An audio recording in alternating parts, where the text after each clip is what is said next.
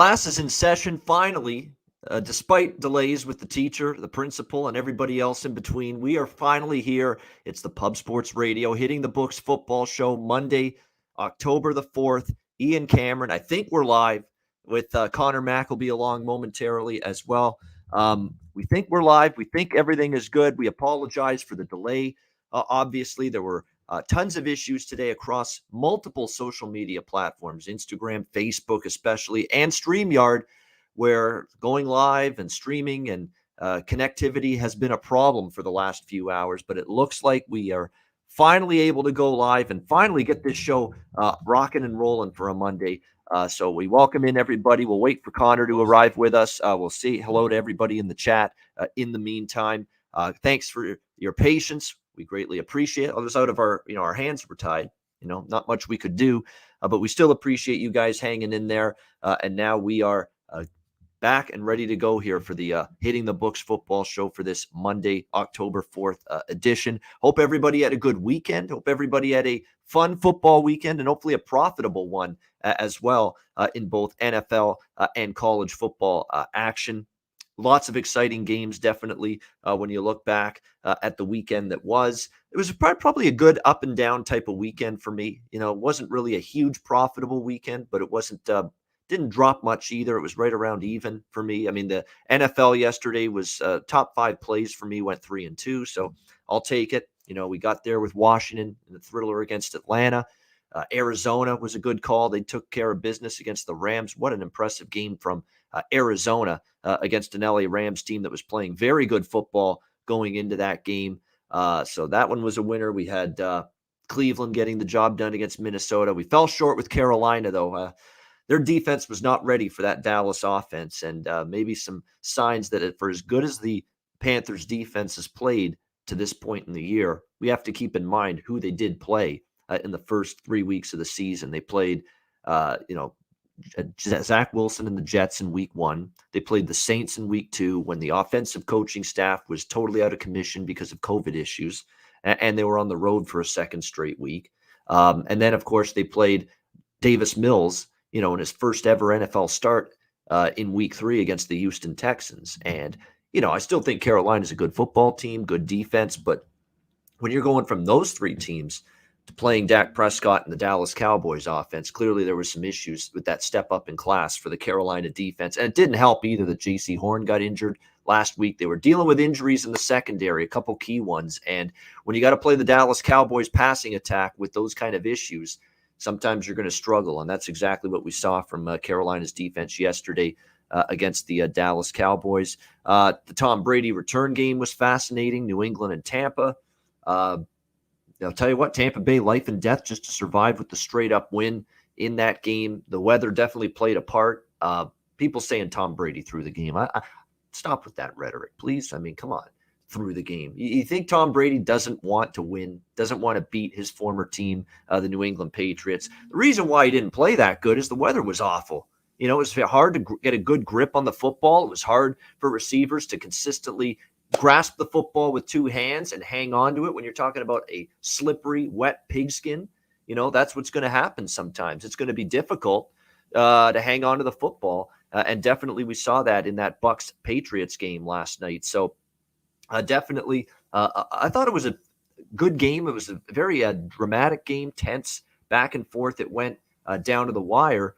A lot of people saying it was a boring game. I thought it was a pretty compelling game, especially in the second half. Maybe the first half was a little bit dull, but I thought once that second half started, you just saw those 2 quarterbacks, Tom Brady, the old veteran who's been around 20 years, and the rookie, Mac Jones, going back and forth. Now, Tampa Bay didn't have much of a secondary left when that game was said and done. So that's why you got to be careful about giving Mac Jones too much credit for playing well last night. Did Tampa Bay have anybody left in the secondary by the end of that game? I mean, they had already got a ton of injuries with Murphy Bunting in that secondary, and then they lost Carlton Davis. They lost another guy in that secondary last night. So, look, Mac played well, but let's calm down a little. If you're Chris Collinsworth, calm down. I had to hear a million times last night about his grade point average, and he's got a 4.0 math grade or whatever it is. He gets A's in school, and that he played good. I'll give him that, but let's not make it out like this was one of the all-time great quarterback performances.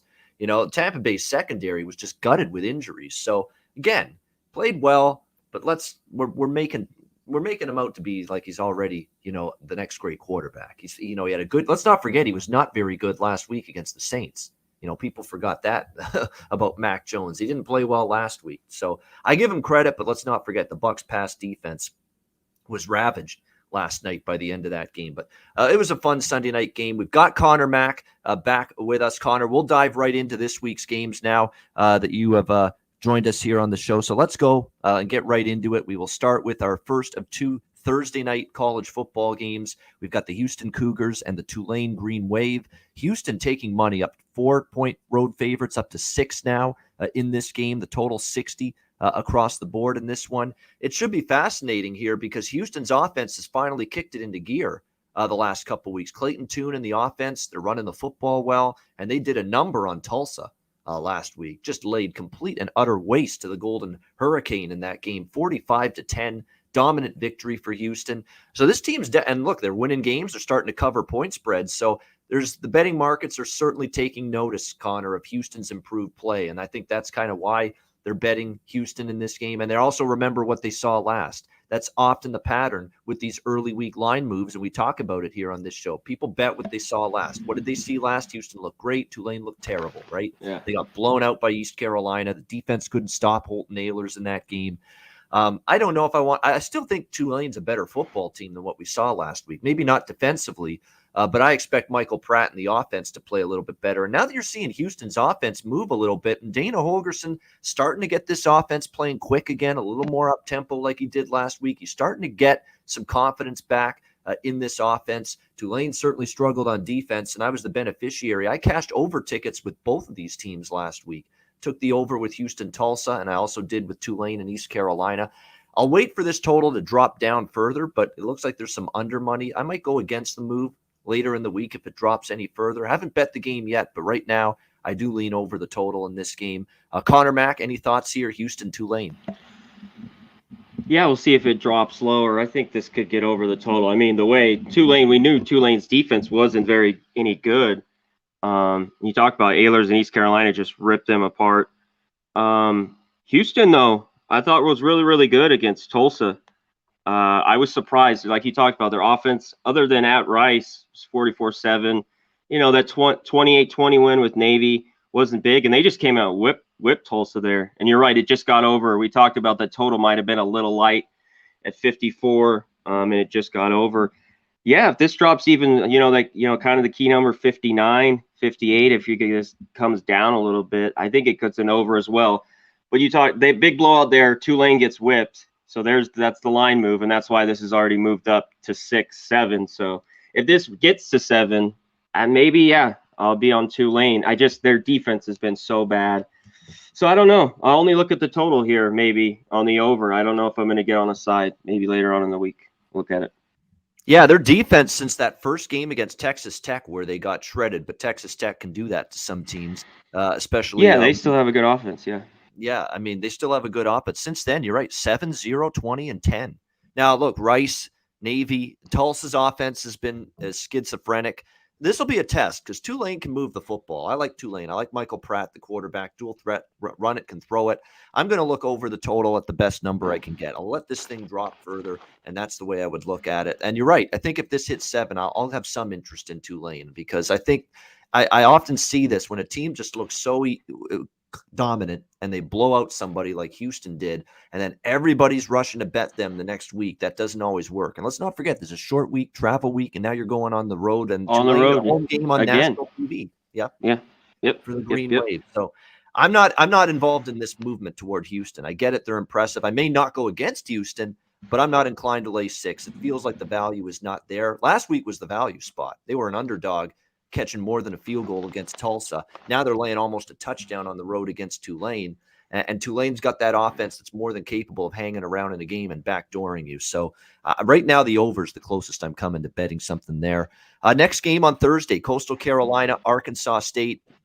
We got Coastal Carolina, 19-point road favorites, 70.5 the total. Sounds like Grayson McCall is going to play. I was scouring like crazy earlier today, getting ready for the show, trying to find out some info, whether he'd be good to go, and it's looking like he is. He got banged up last week against UMass. Of course, it didn't matter because Coastal Carolina had that game well in hand, 59-6 over UMass in that game. And look, their offense it is what it is. It's terrific. It's balanced.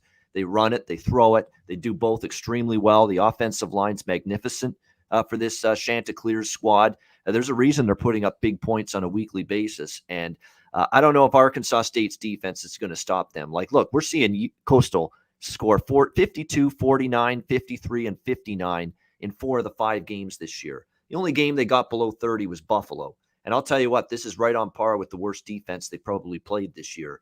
Arkansas State. They just can't stop anybody. I mean, and Billy Pilgrim is saying it in the chat. Their yards per play numbers are awful. 8.1 yards per play.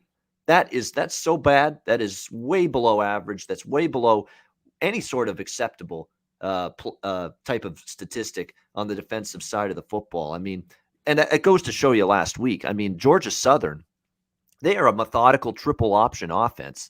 And Georgia Southern puts up 59 points last week. Great. I mean, defense is just completely and utterly inept. They can't stop anybody. Can't stop a nosebleed. I think we've gotten to that point where that's what we have to say now about Arkansas State. A Washington offense that has been fucking pedestrian, at best this year, put 52 up on the board against this Arkansas State defense. So it's just a defense that's incapable of getting stops, but it's been a good thing for me. I've been riding the overs. I would only look over the total in this game. Now we are talking 70.5. We are seeing an adjustment, right? Because Arkansas State totals 64, 65, 58.5, 65, 66.5. This is the highest number. So they're definitely making an adjustment, the odds makers. Question is it enough? Because this defense, like Coastal could really go for 50 here in this game. If they have McCall, and it looks like they will, they could go for 50 against this defense because it's everything. They're not stopping the pass. They're not stopping the run. But Coastal's defense is not exactly a shutdown group. Well, until last week, they gave up the last 2 weeks against Monroe and UMass, where they've given up 6 and 3 points. But, they gave up yards and points to Kansas. They gave up yards and points to Buffalo. And James Blackman, now that he's taken over at quarterback for Arkansas State, the offense hasn't been a problem. They've been able to score. They just haven't been able to stop anybody, and they haven't been able to outscore their defensive issues. They put up 34 against Tulsa, 33 last week against Georgia Southern. So, yeah, it's in the 70s, Conor, but I'd be hard-pressed to have a ton of reasons to want to back an under in this matchup. So that would be the lean here. What do you think, Conor, with Coastal and Arkansas State? Yeah, take the over, and I'd be on it now. I think it only goes up how bad that defense is. And even moving up, like you talked about, from 64 to 66 last week. I mean, 59-33. Georgia Southern team that we talked about was not playing well, earlier on this year. That defense, can't stop a nosebleed, like you said. I mean, they should easily put 50 on the board. I mean, maybe they could put like 59-60 here. But I think Arkansas State can score a little bit. Coastal burned me with Buffalo in that game we talked about, so I stayed off them this week. I was worried they might not be able to cover, but they cover with ease. I'd only look with them to cover, but that defense reminded me early on in the year, but maybe that was just early on. Maybe they're starting to gel. That defense is getting better. The year's progressing, so we'll see. But I think Arkansas State can still score. They could probably put up at least 21. So I lean Coastal with the number, and definitely over. Yeah, I lean Coastal too. I mean, but it's just you're laying now, 19 on the road. 3 touchdowns about, Arkansas State, these national TV home games, especially in these smaller, Power 5 or Group of 5 schools, I should say, they get up for these. I mean, this is like their Super Bowl, Arkansas State, and Tulane as well. I mean, they don't get many of these opportunities to have a televised home game, weeknight, standalone game, not much other action going on. So that's the only thing that always bothers me about trying to bet against, a home underdog. And we have 2 home dogs on this Thursday night college football card with Tulane and with Arkansas State. So keep that in mind. All right, we move to NFL for Thursday night. This is a good one, Conor, to start week 5 in the NFL. LA Rams, Seattle Seahawks, NFC West division battle. The Rams currently 1.5 to 2-point road favorites in Seattle, 54 the total. And I love the narrative. I really do. coming out of yesterday and the loss to Arizona. What's wrong with the Rams? Uh-oh. Now they're back down to earth. They've been exposed. Calm down. It's one game. Everybody in the NFL, even the best teams, have one really bad game. And if there was ever a spot for the Rams to have a rough game, it was yesterday. They beat Tampa last week. They were into that game. Sean McVay's going nuts on the sideline going into halftime over a missed field goal. I mean, you could tell that group was definitely very, very excited for that Tampa game. I mean, they put a lot of onus on that game last week and maybe a little bit flat this week, but I think you got to give Arizona credit. I think it's more about what Arizona did, not what the Rams didn't do yesterday. That's a good Arizona football team. There's a reason I've been backing them a lot this year, Arizona, because Kyler Murray, when he plays like that, he can be as good as anybody in the league, finding his receivers down the field. You know, DeAndre Hopkins, Max Williams, Rondale Moore making plays. Just an incredible AJ Green at a night state in the passing game as well. That's what Arizona can do. And look, their defense is also much improved. They have a pass rush now with Golden, with Jones, Watt. They can get after the quarterback. I think their secondary play, I didn't mind that they lost Patrick Peterson in the offseason because I found that, the replacement there is good. Byron Murphy's done a good job. They've still got a great safety, Budda Baker. It's a great defense. It's a much improved defense. And I think Arizona played a great game. I think you give more credit to Arizona than you blame the Rams. I think this is where the Rams bounce back, Connor. They've done well head-to-head. McVay's gotten the better of Carroll quite a bit in these head-to-head games between the Rams and the Seahawks. I know it's a short week, Thursday night football, and sometimes you worry about that, but McVay's been here, done this before. He's not a rookie coach in this situation. Although it's worth mentioning, Connor, Urban Meyer, rookie coach, we were worried about that last week, and it was still a Jacksonville wire-to-wire point spread cover on the road on a Thursday night NFL game last week against Cincinnati. So I like this bet here, the Rams. I've already taken them in this game on the money line. I think they get the job done. I still think there's a vast difference between these two teams defensively. Seattle still got issues on defense. Trey Lance couldn't solve that defense because, look, he's a rookie. He's still got to figure it out. And Jimmy G, gets injured, of course, and that kind of helped the Seattle cause yesterday in terms of, masking the defense a little bit. Well, now you got to go up against this explosive Rams team offensively. Off a loss, I'm sure chomping at the bit to bounce back, and I think they're going to have their hands full in this game. So I think it's a fair number, and at anything less than a field goal, I would endorse the LA Rams here on Thursday night. Connor, what do you think? Rams Seahawks. I leave the Rams as well, but man, I talk about all the time. I hate betting Thursday night football, these short weeks in the NFL. Seahawks are at home, but you're right. I still don't like the defense. They played well, and they do have Russell Wilson, so that I think that always keeps you in the game. So on the side, it's just kind of a toss-up. I'll probably stay off again. I lean over, but 54.5 here is a ton. I think the Rams offense plays better, and probably that defense. It got shredded a little bit. I mean, Kyler Murray's awesome. And yesterday, the only thing I had a problem with is because McVay had owned the Cardinals. I mean, I love the 4.5, the points. And they kicked their ass for the first time. They got their first win with him there. I think he was 8-0 until yesterday. I think they bounced back too. I think it's a good one. And you got to watch out on the total as well. That's why I'm not just running to the over. These division games can be tight. Under could be there. I mean, the Seahawks 49ers game, 28-21. I could see something similar to that, and this game stays under. So probably going to stay off Thursday night football here, but I'll definitely be watching. Yeah, again, Trey Lance, even with a pass rush that wasn't great for Seattle, he just wasn't accurate. He was not ready to go into that game and play at a high level once Jimmy Garoppolo got hurt. That was clear as day. Yeah. And I still have worries because I remember 2 games ago when they got beaten and they got drilled by Minnesota on the road, Seattle. There was not a single pass rusher around Kirk Cousins for that entire game. And if that happens here against Matt Stafford, they're going to get absolutely picked apart. They could get whipped. They could get absolutely picked apart defensively. And I still think there's a gulf between these two teams defensively. I'll take the Rams. Even though they struggled last week, I think they'll play better. And I still trust their stop unit more, especially up front along the defensive front than I do Seattle going into this game. All right, we go back to college football now. Friday night action, Friday night lights. Temple taking on Cincinnati. We got the Bearcats here, 29 and a half, actually 28.5 to 29 is currently where the number is in this game. 52.5 to as high as 54 with the current total in this one. This is obviously not a Cincinnati spot. There's no question about that. They're off the huge, massive game and victory against Notre Dame. That's now 2 big, marquee, important Power 5 school victories for Cincinnati this year, beating Indiana and now, of course, beating Notre Dame last weekend. Obviously, we know this football team's outstanding, both sides of the football. Just an terrific defensive effort last week against the Notre Dame in that 24-13 win. They forced a bunch of turnovers as well, which was good to see.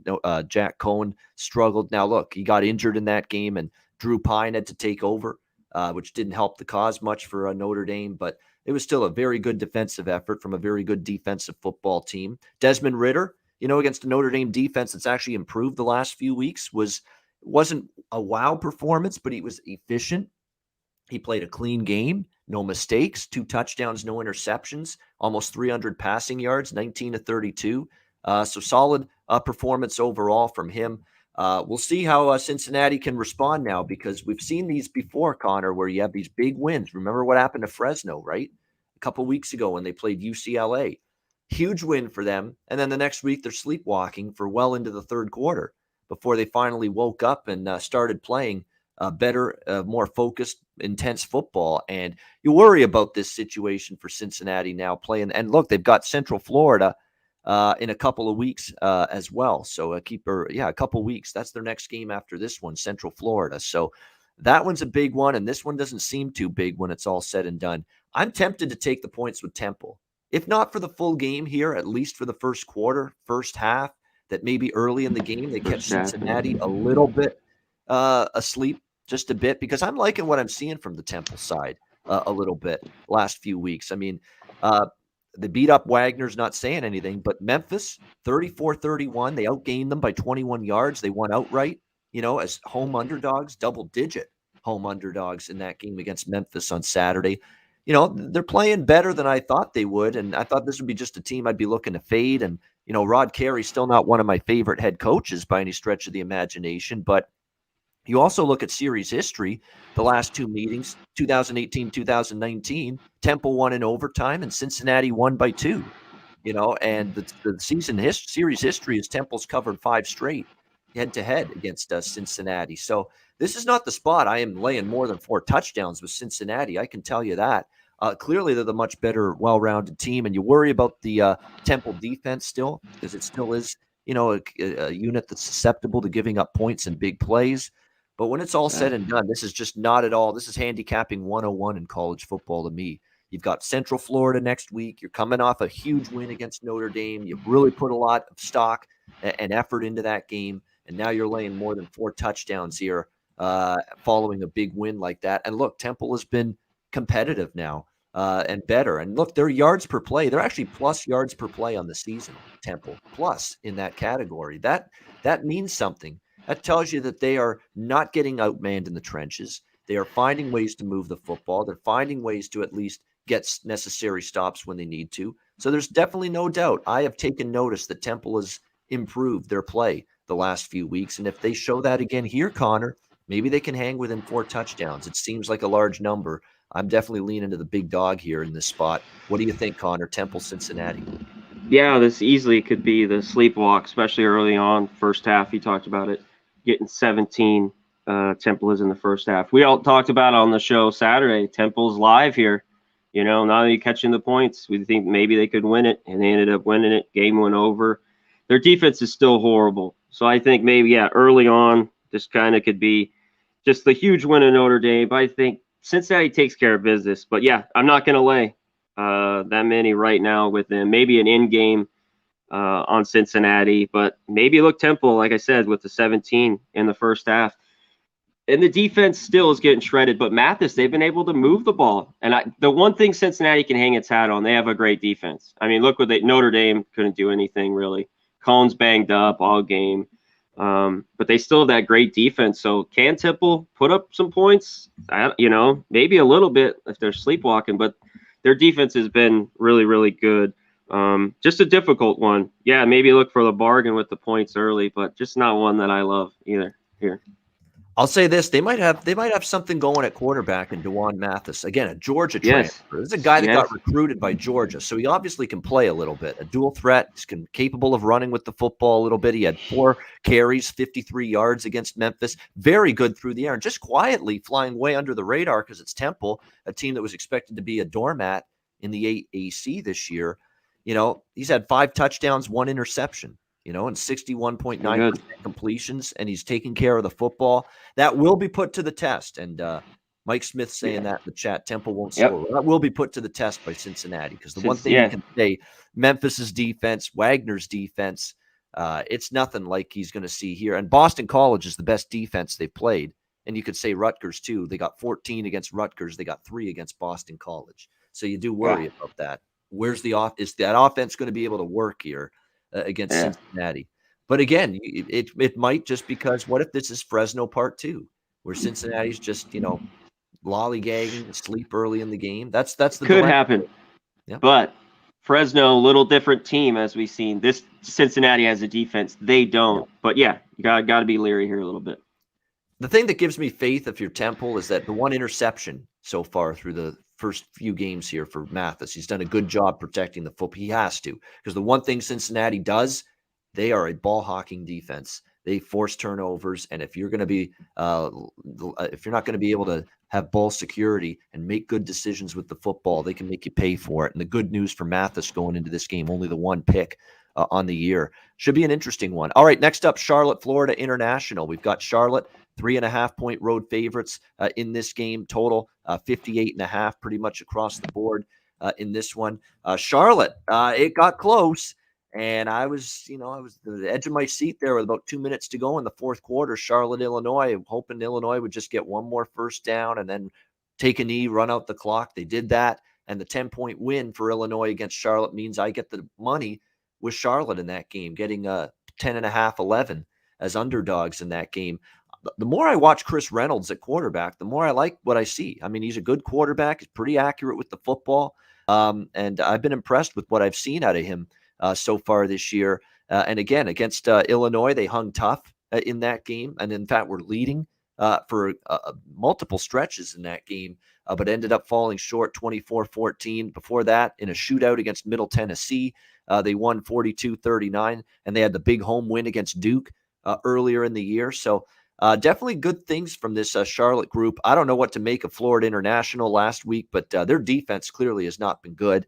They give up 58 points in the Shula Bowl last week to the Florida Atlantic Owls, 58-21. How about 704 yards of offense for Florida Atlantic in that game against Florida International? I mean, just absolutely despicable performance on the defensive side of the football from the Golden Panthers. N'Kosi Perry, that might have been the best game, and he hasn't had many good games at quarterback going back to when he was at Miami. But he had a good one against this FIU defense on Saturday. 18 of 21, barely had 3 incomplete passes and 21 attempts for him. 329 yards through the air, 3 touchdowns, no interceptions. Johnny Ford ran the ball for 102 yards and a touchdown against that FIU defense. They couldn't stop the pass. They couldn't stop the run. That concerns me here. And Charlotte's definitely got a very, very good balanced attack. They've ran the football effectively, 176 yards per game on the ground, 4.7 per carry. The FIU defense has given up 4.6 per carry, 188 per game on the ground. The secondary's given up 314 through the air as well, this FIU defense. And Chris Reynolds, as I said, I like him. I think he's a pretty accurate quarterback, especially when he gets time. And look, you're at seeing a FIU defense as well, Conor, that in terms of sacks, they're not getting all that many. 1.4 per game, that's not great by any stretch of the imagination. So the pass rush has definitely been lacking. And the FIU offense has been giving up some sacks as well. So I think trench play, Charlotte could have the better of it here in this game. Yet the money's come in on FIU, which is kind of interesting. It ain't me. It ain't my money. I'll tell you that right now. In fact, if this drops to 3, I might take Charlotte if I can get a flat field goal number with them here, because to me, when I look at this game here against Florida International here for Charlotte, they are definitely going to be, I still think Charlotte's the better of these two squads. You could argue Charlotte had that very, very bad road loss to Georgia State that stands out, that maybe they're away from home. You can't always trust them, but I think it's even more difficult for me to trust FIU. So for me, it would be Charlotte minus the 3.5. Yeah, it's Florida International. We've got a mistake on the marquee there. It's Florida International. They're playing against Charlotte in this one. And yeah, if it was Florida Atlantic against Charlotte and this was the number, I wouldn't be give me the points. I'd be looking at give me Florida Atlantic. FIU, no. I mean, and I'm a little bit surprised, a little bit perplexed the money's come in on FIU after how dreadful they looked last week, especially their defense. And this is a more than capable Charlotte offense. So I lean Charlotte right now. More, I don't like the over for the game. I like more the Charlotte team total over, which is 30.5. Because I don't know if FIU is going to do a ton of scoring. Bortenschlager's been inconsistent. Bortenschlager's been erratic. So to me, I would look toward Charlotte team total over potentially as well, 30.5. Conor, what do you think of this one?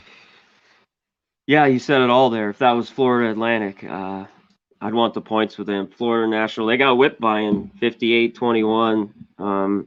You're right. The total, real quick, looking at it, I don't know if it can get there. I think Charlotte scores 35 at least. I thought Florida International might play a little bit better, watching that game, because I thought they played decent against Central Michigan, losing 31-27, and even against Texas Tech, and then Texas Tech pulled away 54-21. These are two teams I don't bet on a lot. Charlotte, I have maybe once this year. I haven't with FIU. I can't take Florida National. I need more points. Even at 3.5, I don't know if that's enough. So this game's a pass. And you talked about it. Maybe if this drops if it does drop, I don't think it does. If this got under 3, maybe look at Charlotte, but it's a game I'm going to stay away from. All right, we have a Pac-12 matchup here Friday night. Stanford and Arizona State. Arizona State Sun Devils, 10.5-point home favorites here, 52 the total in this game. Money coming in on Arizona State here. They opened 9, they're up to 10.5, and obviously bettors very excited with what we've seen from them the last couple of weeks.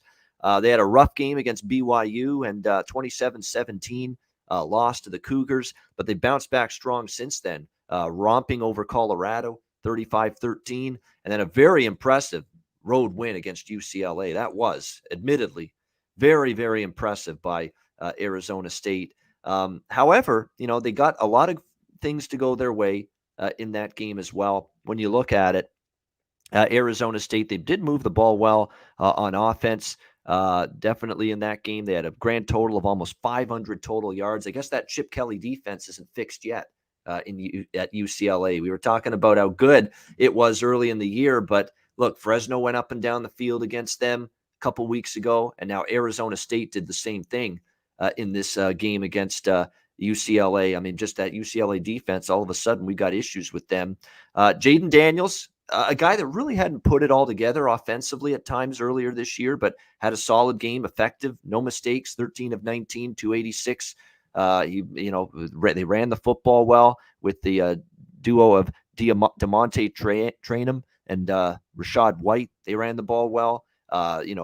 Ricky Pearsall was outstanding in the receiving game with a team best 4 catches for 132 yards and 2 touchdowns through the air in that game. Very good offensive performance from Arizona State in that game. Can they keep it up here now? And I'll tell you right now, double-digit chalk has not been good for Arizona State in the Herm Edwards era. They've been good in the dog roll. They've been good getting points. They've been good in, those short spread ranges where they're, -3 to +3, or they're a bigger dog.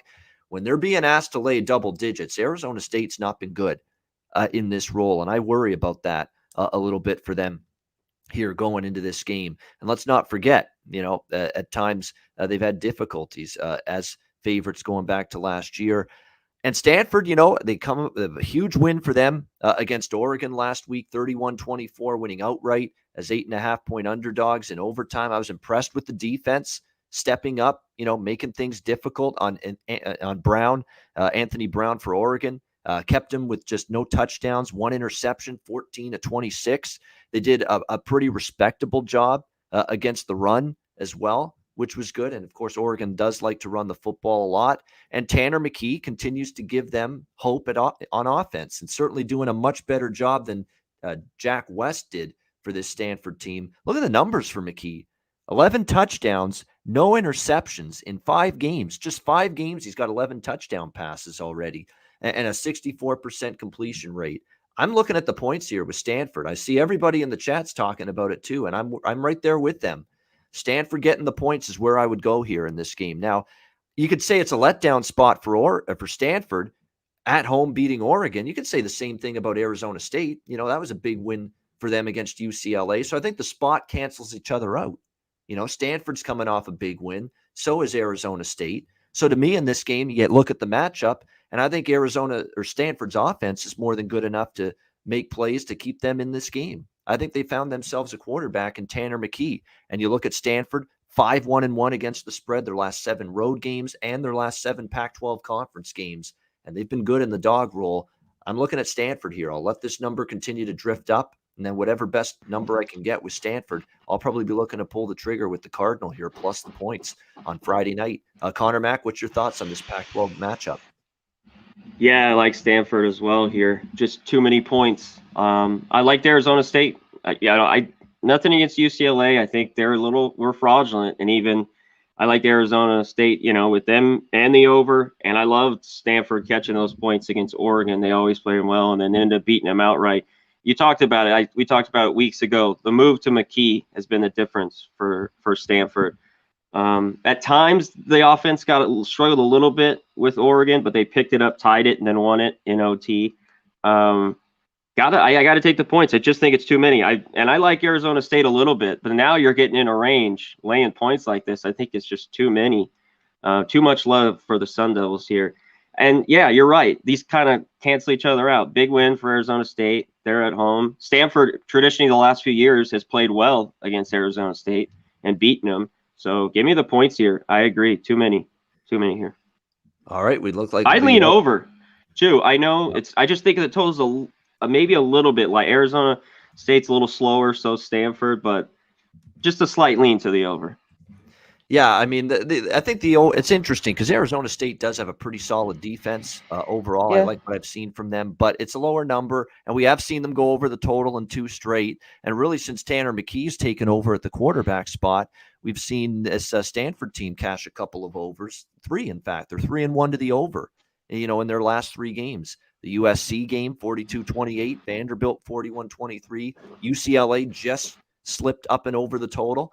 Last week stayed under even with overtime. But again, we mentioned last week, I kind of leaned under with Oregon Stanford. I said it on the Saturday show because Oregon plays very slow now and they run the football a lot. Cristobal's offense at Oregon is much different than Chip Kelly's. They are very methodical. They bleed the play clock. It's a totally different Oregon offense. And Stanford still is methodical too. They play very slow as well, but they make up for it with their offensive efficiency because they're punching in touchdowns. They're moving the ball.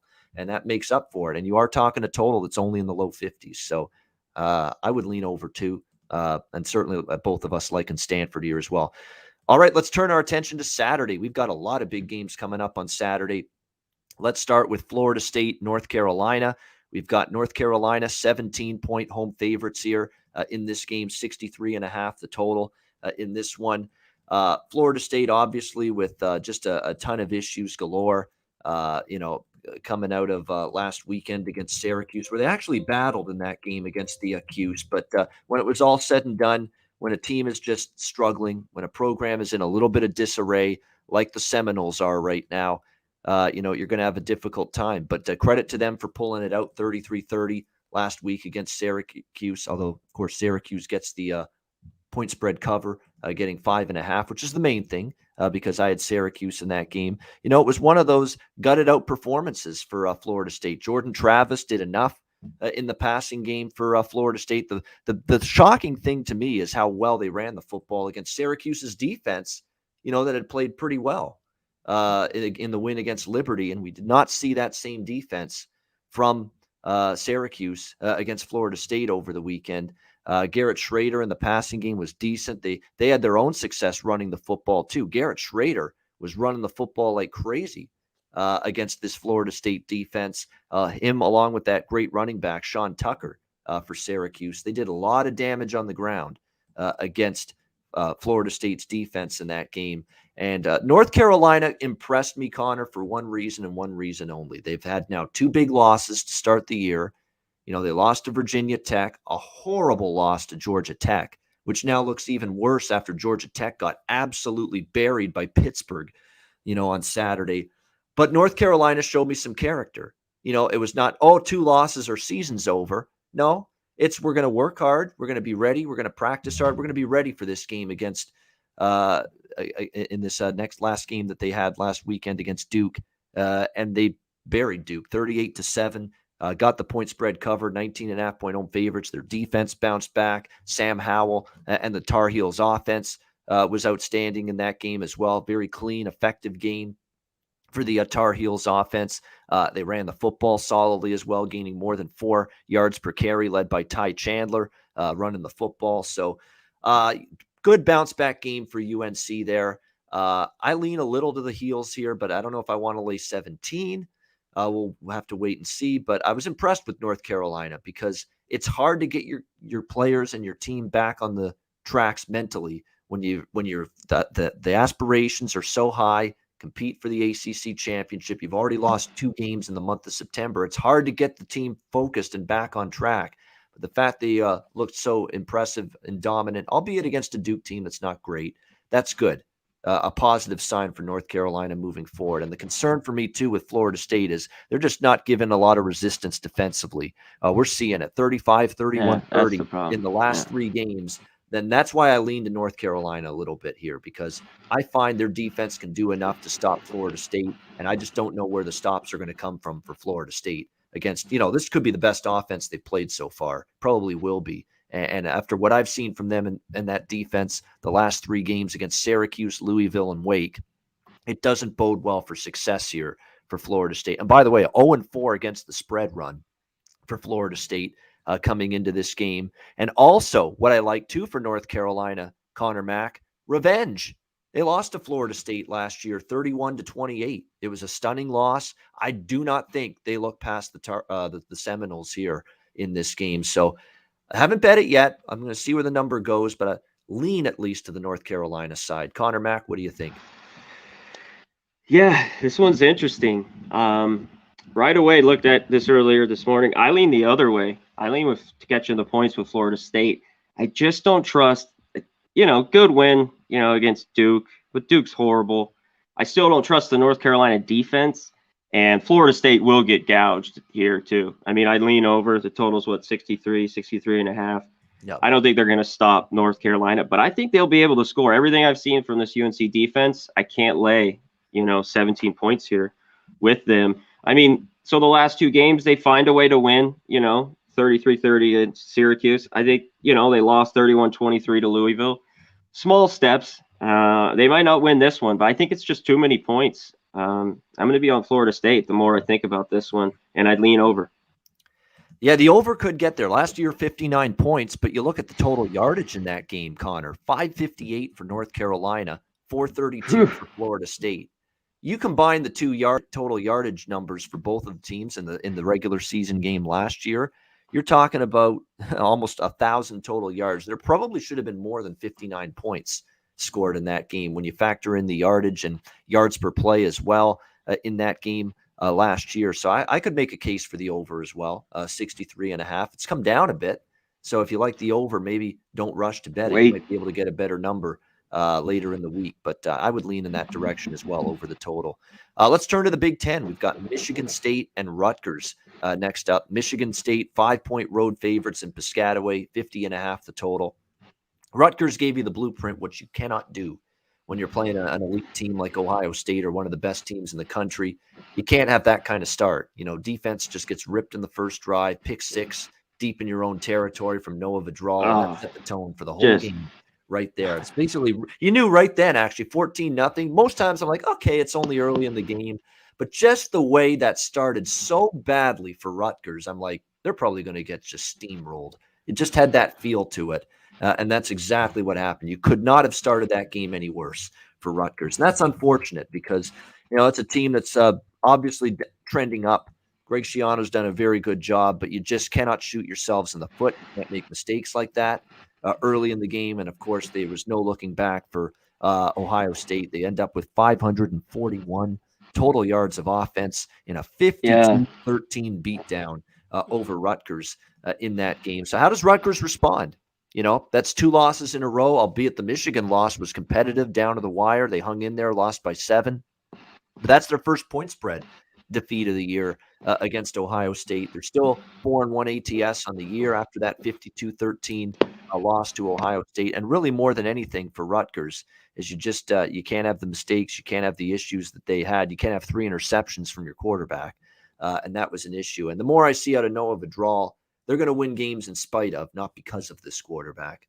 They can run the football a little bit. The defense, I think, is pretty solid. I mean, obviously they had a tough day against Ohio State, but it's a pretty good offense when they're clicking. And C.J. Stroud was certainly clicking, 17 to 23, 330 through the air, 5 touchdowns. They ran the football as good as any teams ran it this year against Rutgers, which has been good to see. I mean, definitely impressed with Travion Henderson. This guy's going to be one hell of a running back here for his time at Ohio State. Had a great game on the ground against Rutgers. Rutgers, I think, has it in them to bounce back here, but I'm kind of leaning their direction. But I don't know if I want to step in front of Michigan State either. And we have seen evidence of this team under Mel Tucker being able to go on the road and win football games. They beat Northwestern 38-21. They beat up on Miami 38-17. They take care of business against Western Kentucky 48-31 last week, which was good to see. I mean, they gave up yardage through the air, but Bailey Zappi is going to do that to a lot of teams with that air raid Western Kentucky offense. But more than anything, it was a great day running the football again for Kenneth Walker.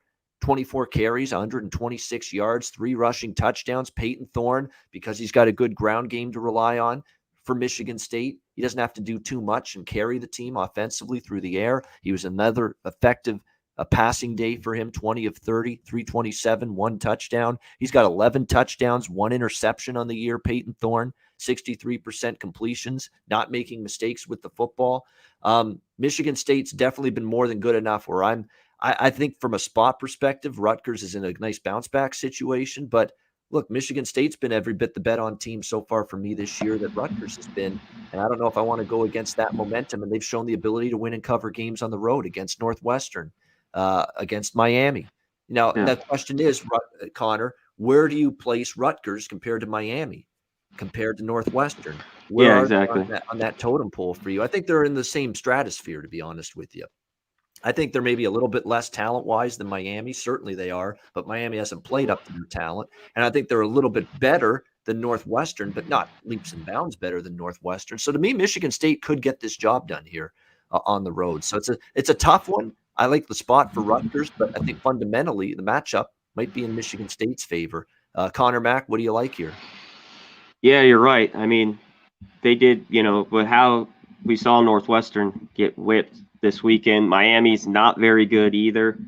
And yeah, Rutgers, I think it's a better bounce back spot, but I wouldn't need more to bet Rutgers. I would want, over a touchdown. So this is kind of a limbo spot right here at 5, where, as you saw, Nebraska's getting a little better. They beat them 23-3, didn't cover, or depends where you got it. Most people had 3.5 or 3 pushed in that game. So I think Rutgers bounced back. I just need over a touchdown with them to take them. And then on the flip side, do you want Michigan State laying these points? And they've played well on the road. I think they can score. I lean Michigan State. I'm not huge on it. I don't know if I haven't bet it yet. I don't know if I even bet this game. And nothing on the total. I think right at 50, this could be low scoring. Michigan State's been able to score this year. Their defense hasn't been, phenomenal. They've given up points. Western Kentucky could score on them. I mean, the Nebraska game was the lowest, 23-20, but I think the total's right on. And yeah, I'm just nothing on the side here for me. All right, we move on now to Wake Forest and Syracuse, another ACC matchup here. Wake Forest 6.5, 7-point road favorites, 56.5, 57. The total right now in this game. Wake Forest not easy against Louisville. Give Louisville credit though.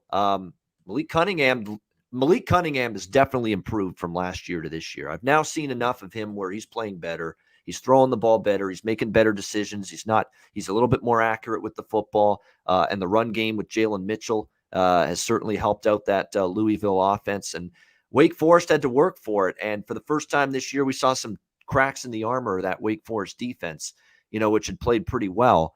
But then you start to think about it more. Old Dominion, Norfolk State, Florida State's been a disappointment and a mess. Virginia hasn't been consistent one week to the next. So definitely they faced not exactly a litany of amazing offensive football teams, but they definitely had their troubles with Louisville, but their own offense continues to play well. Sam Hartman at quarterback for Wake, playing extremely well, had another good game. I absolutely love what they're getting right now from their run game. Justice Ellison, Christian Beal-Smith, they've been excellent for them this year. Both of them were pretty productive, although Beal-Smith got banged up in that game. Keep that in mind. So watch his status going into this game against Syracuse. And then the receiving core. Jakari Roberson is one of the best receivers in the ACC, if not the country. He's outstanding. He had 6 catches, 135 yards in that victory against Louisville on Saturday. So Wake Forest has the offense. Do they have the defense? And when you look at these two teams defensively, their numbers, you match them up. Syracuse's defense, better yards per play by a full yard, better yards per play defensively than Wake Forest. Yards per carry, 0.7. Yards per rush, lower allowed for Syracuse compared to Wake Forest. Passing yards allowed, 167 by Syracuse, 252 for Wake Forest on a per play basis. Yards per completion, Syracuse allowing 8.6, Wake allowing 12. Yards per attempt, Syracuse allowing 6.2, Wake allowing 7.1. I'm looking at it and matching up these numbers, and you think about the Mississippi State transfer, Garrett Schrader at quarterback. I'm not saying he's great, Connor. He's not. But I'm telling you right now, he's the difference. A lot better than Tommy DeVito. Yeah, he's the difference why they're playing better. Exactly. Yeah. He is. I'm liking the Cuse here. We've seen them rise up in the Carrier Dome already, beating Liberty last Friday night. They've played pretty tough here in this home environment. Let's not forget the Rutgers game. They didn't play that bad when they lost at home to Rutgers in that game. In fact, statistically, in the loss at home to Rutgers, they outgained Rutgers by 63 yards, and they didn't have Schrader yet at quarterback at that time of the year when they played Rutgers. So I think there's a close game. And Wake I like what I'm seeing from Wake against a capable defensive foe. And look, this is finally a year where I think Syracuse is better defensively than they are offensively. I'm still not ready to say, Wake, you're ready to go out there and be trusted laying a touchdown on the road against a capable defensive team that already beat a very good Liberty team on this field a couple weeks ago. So I lean Syracuse here. I do lean over the total. The one thing I saw to Syracuse was Schrader last week against Florida State starting to pick up the tempo again just a little bit, Dino. Like he's not going blazing fast, up tempo like he did last year, 2 years ago, but they did play quicker than they were when DeVito was the quarterback early in the year. So, and Wake Forest offense is still very, very capable and explosive, putting points up. So I'm leaning to the underdog, and I'm also leaning to the over here with Wake Forest and Syracuse. Connor, what do you think of this game? Yeah, I think Syracuse at home in the Dome has got a shot here. And obviously they've taken the money. This has dropped down a little bit, right at the perfect 6.5 with Wake. I'm a big Wake fan. Sam Hartman seems he's one of these quarterbacks, been there forever. This is like his 5th year quarterback for Wake Forest. And they pulled through last week and just keep on winning. You talk about both defenses, gave up points last week, and I'm the other way in this one. I think, this is Syracuse's highest total of the year. I lean under a little bit in this one, but I want to grab the points. You mentioned it. Ever since I watched the whole Liberty game, watched some of that Florida State game with Schrader in, totally different offense. The defense has improved a little bit, and with him in there, they're just a dual threat. They can move the ball in ways they couldn't do anything with DeVito. That was just a stagnant offense. So, I lean Syracuse the points here, and I lean under a little bit. You know what the difference is? Tommy DeVito's a statue. He can't move. He's not mobile at all. Schrader is, and it's taken a lot of duress and a lot of pressure off this offensive line for Syracuse, which has been a problem for the last couple of years. I think they're improving slowly but surely actually this year, but it's still not an elite offensive line by any stretch. But when you got a quarterback that can make plays when the pocket breaks down, Schrader can do that. DeVito could not. Boy, it makes a difference, and we're seeing that from Syracuse. And you're right, Sean Tucker, the running back for Syracuse, he's terrific. The more you watch him, it's like, wow, he's pretty good. The one issue, too, and why I'm liking over here is it's series history. We've seen Babers versus Clausen, this coaching matchup, and these two teams 4 straight years. You've seen, and the last two in Syracuse, you had 69 and 107. You've had a lot of, last year was a lower scoring game at Wake, 38-14. But remember, Syracuse's offense was completely broken last year. It was terrible. I mean, it was a fall off for that Syracuse offense last year completely, and it showed throughout the entire year. So I still think this game could get it. And look, Wake Forest is still going to play fast, no doubt about that. So I think the over can get there, and I like the dog here. We both like that. Conor likes the under. We differ on the total, but we both like Syracuse here. It looks like getting almost a touchdown in this one. All right, next up, we've got East Carolina and Central Florida. Central Florida, 10-point home favorites, 6.5 the total in this game. I did not get involved in the Central Florida Navy game over the weekend. I said, I want to see what this team looks like. I want to see what this offense looks like in the first game post the Dylan Gabriel injury. How's Mikey Keene going to play? And I'll say this right now. Didn't impress me much, Mikey Keene. I know they put up points in that game, but still, completion and efficiency, 16 of 26, 178 through the air. Did have 2 touchdowns, but 1 interception. What I noticed, too, about this game, too, is per play, Central Florida plus 0.7, but outgained by 80 yards. And that's now 2 weeks in a row that this Central Florida team has been outgained. And definitely a bump in the road here for Gus Malzahn. You know, after the big win against Boise State, it's really been a little bit of a speed bump the last 2 weeks, losing back-to-back games to Navy and Louisville the last couple of weeks. And you know what's disheartening, too? About the game against Navy, facing the triple option there under Coach Ken Niumatalolo. They had a bye week going into that Navy game, Central Florida. And to see them just get ripped defensively the way they did in that game against Navy, it was very, very disheartening, giving up 348 rushing yards. And I thought Central Florida's defense, particularly against the run, was doing a better job going into that game. Well, I don't know what they did with the bye week. If you're Gus Malzahn and UCF, but clearly it wasn't working on their run defense because it was abysmal against that triple option in Navy on the weekend. And that's concerning against ECU. ECU is another offense that's pretty balanced. They've ran for 164 rushing yards this year, 4.6 yards per carry. Through the air, Holton Ahlers has been very good. And I'm very, very angry with East Carolina that I bought into them against App State. And now all of a sudden, 2 of their last 3 games against Marshall and Tulane, they've won outright as underdogs, beating Marshall, beating Tulane. And I was just too early predicting East Carolina's improvement. I thought it would be immediately against App State. It didn't happen. They lost that game and didn't cover. And then I got cold feet on East Carolina immediately after that and said, well, I'm not ready to trust this team yet. So I've missed out. My timing's been off. I'm hoping my timing is not off here because I like ECU plus 10. In this game. I don't see how you lay 10 with Central Florida. Mikey Keene is a pedestrian performance, in my opinion, against a very weak Navy defense last week. The defense was ripped apart by Navy. East Carolina's got a very, very dynamic offense when it's clicking. And boy, it has been clicking 2 of the last 3 games, putting up 42 against Marshall, 52 last week against Tulane. Holton Ahlers through the air and the ground game, the passing game, the run game. It's all been working for East Carolina. 2 of these last 3 games against the last 2 FBS teams they played, Marshall and Tulane. And I think that offense more than good enough to keep them right in this game with a chance to even win it, possibly. I'm worried about the trajectory of UCF without Dylan Gabriel as well. I mean, you're supposed to rise up as a team. First game without your quarterback. They didn't do that. You know, you lose outright as double-digit favorites against a weak Navy team. That's a bad sign. I like the dog here. What do you think, Conor Mack? Yeah, I mean, we knew UCF's defense wasn't great, but 30 to that Navy team is not, wow. You know, I was shocked too. Of course, UCF always plays better at home, but no Dylan Gabriel. I just don't know why you want to lay the points here, you know, in this spot. You talked about it. I didn't take it. That first game against App State, I didn't think it was too bad. They didn't cover 33-19, I think, you know, first week. We saw it it took them the second half of the year to really get clicking. But Ahlers, I love him. He throws the rock around. And in this team, I'm just looking up their past thing, East Carolina, because I always seem to take, and we talk about like La Tech last week's Skip Holtz. East Carolina is 8-1. Its last 9 games is double-digit dogs.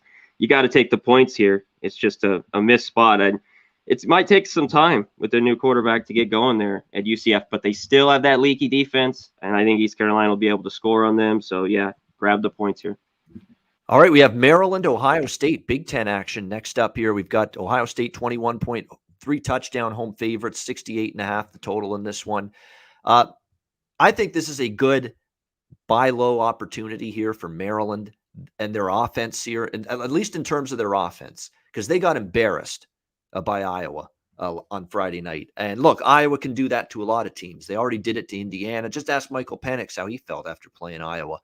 Ask Brock Purdy how he felt after playing Iowa. And Talia Tagovailoa felt that same thing. And boy, when that roof caved in on Maryland late in that first quarter, early second quarter, did it ever cave in? He just, wow, the interception bonanza began. This is as good a ball hawking, pressure-laden defense that I've seen in a long time from any team, let alone Iowa. They've just been outstanding. And I don't say, wow, Maryland's offense, brutal in that game, that they can't bounce back. They're still a pretty good offensive football team in my mind. I think you're going to – now the question is, they did suffer key injuries at receiver Friday night against Iowa. Let's see how the status is of those guys going into this game. But I think Maryland's offense can play a lot better here. And as G. Martinez says in the chat, I'm still not totally sold on Ohio State's defense. Remember, before the Rutgers game, this defense was a problem for Ohio State, a big problem. Tulsa's going up and down the field, putting up points against Ohio State, and Tulsa just got completely shut down by Houston. They gave up big points to Oregon. They struggled against Minnesota in their first game. I mean, the Ohio State defense still has something to prove in my mind. So I think Maryland can put up points on the board, but at the same point in time, man, if Ohio State can do that against Rutgers, because Rutgers defensively had been pretty sound going into that game, that they hung 52 points and all the yards they did in that game.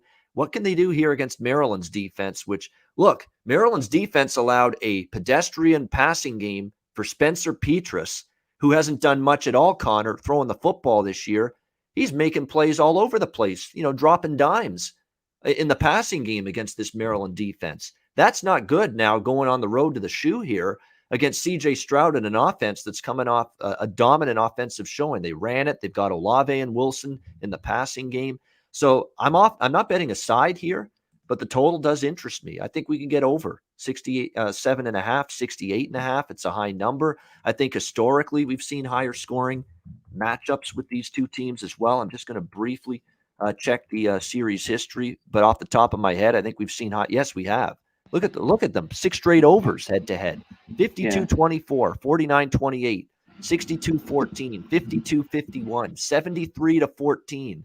2 years ago, Ohio State hung 73 against this team. So I think Ohio State puts up 48, 49, and I think you can get 21, 24 out of Maryland. I think that's what you're looking at. 49-24 sounds about right to me. And I think it goes over the total. So that's what I like.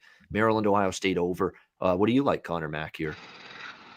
Yeah, I'd lean the over. This is a game I'm probably not going to bet. I think Maryland, obviously, to it, I don't think he goes. We talked about that, a game like that last year where he had like 5 picks. I forget who it was against, but yeah, it just went all downhill. But they're not good defensively. I think they'll be able to score, and that's the key. Rutgers just kind of got their ass whipped, and just, Ohio State just gobbled them up, and then the game was over, by the second half. So I'm not sold on the defense either at Ohio State. Maybe they're starting to get a little better, a little confidence, but I think Maryland will be able to score here. I'm interested a little bit in the 21 with Maryland. I haven't betted or anything, but I'd lean the points with them, and yeah, the over a little bit. All right, we have Buffalo and Kent State next game. I picked this one because I actually did bet it already here. We've got Kent State 5-point home favorites, actually 4.5 in some spots here, 62 the total in this game. So I said Buffalo, the arrow was pointing down on them coming into the year, and the arrow is pointing up on Kent State. I still believe that. Look, Bowling Green is clearly much better than any of us thought coming into the year. Kent didn't cover against Bowling Green, but they did beat them 27-20. Their defense, has been much better, Bowling Green. Of course, they beat Minnesota with one of the more stunning upsets you'll see last 2 weeks ago against Minnesota. But I still think in this price range, it's a cheap enough number where I'm looking at Kent in this game. Buffalo, you look at the last 3 games, even the game against Coastal Carolina where they only lost by 3. they were outgained by 36 yards. Old Dominion, when they won 35-34, they were outgained by 136 yards to a very, very weak Old Dominion team, and they lost by per play yardage minus 0.4 yards per play for Buffalo against Old Dominion. To me, that's not a good sign. They were competitive against Western Michigan last week, but lose 24-17 to the Broncos. Again, I'm going to say it a million times over.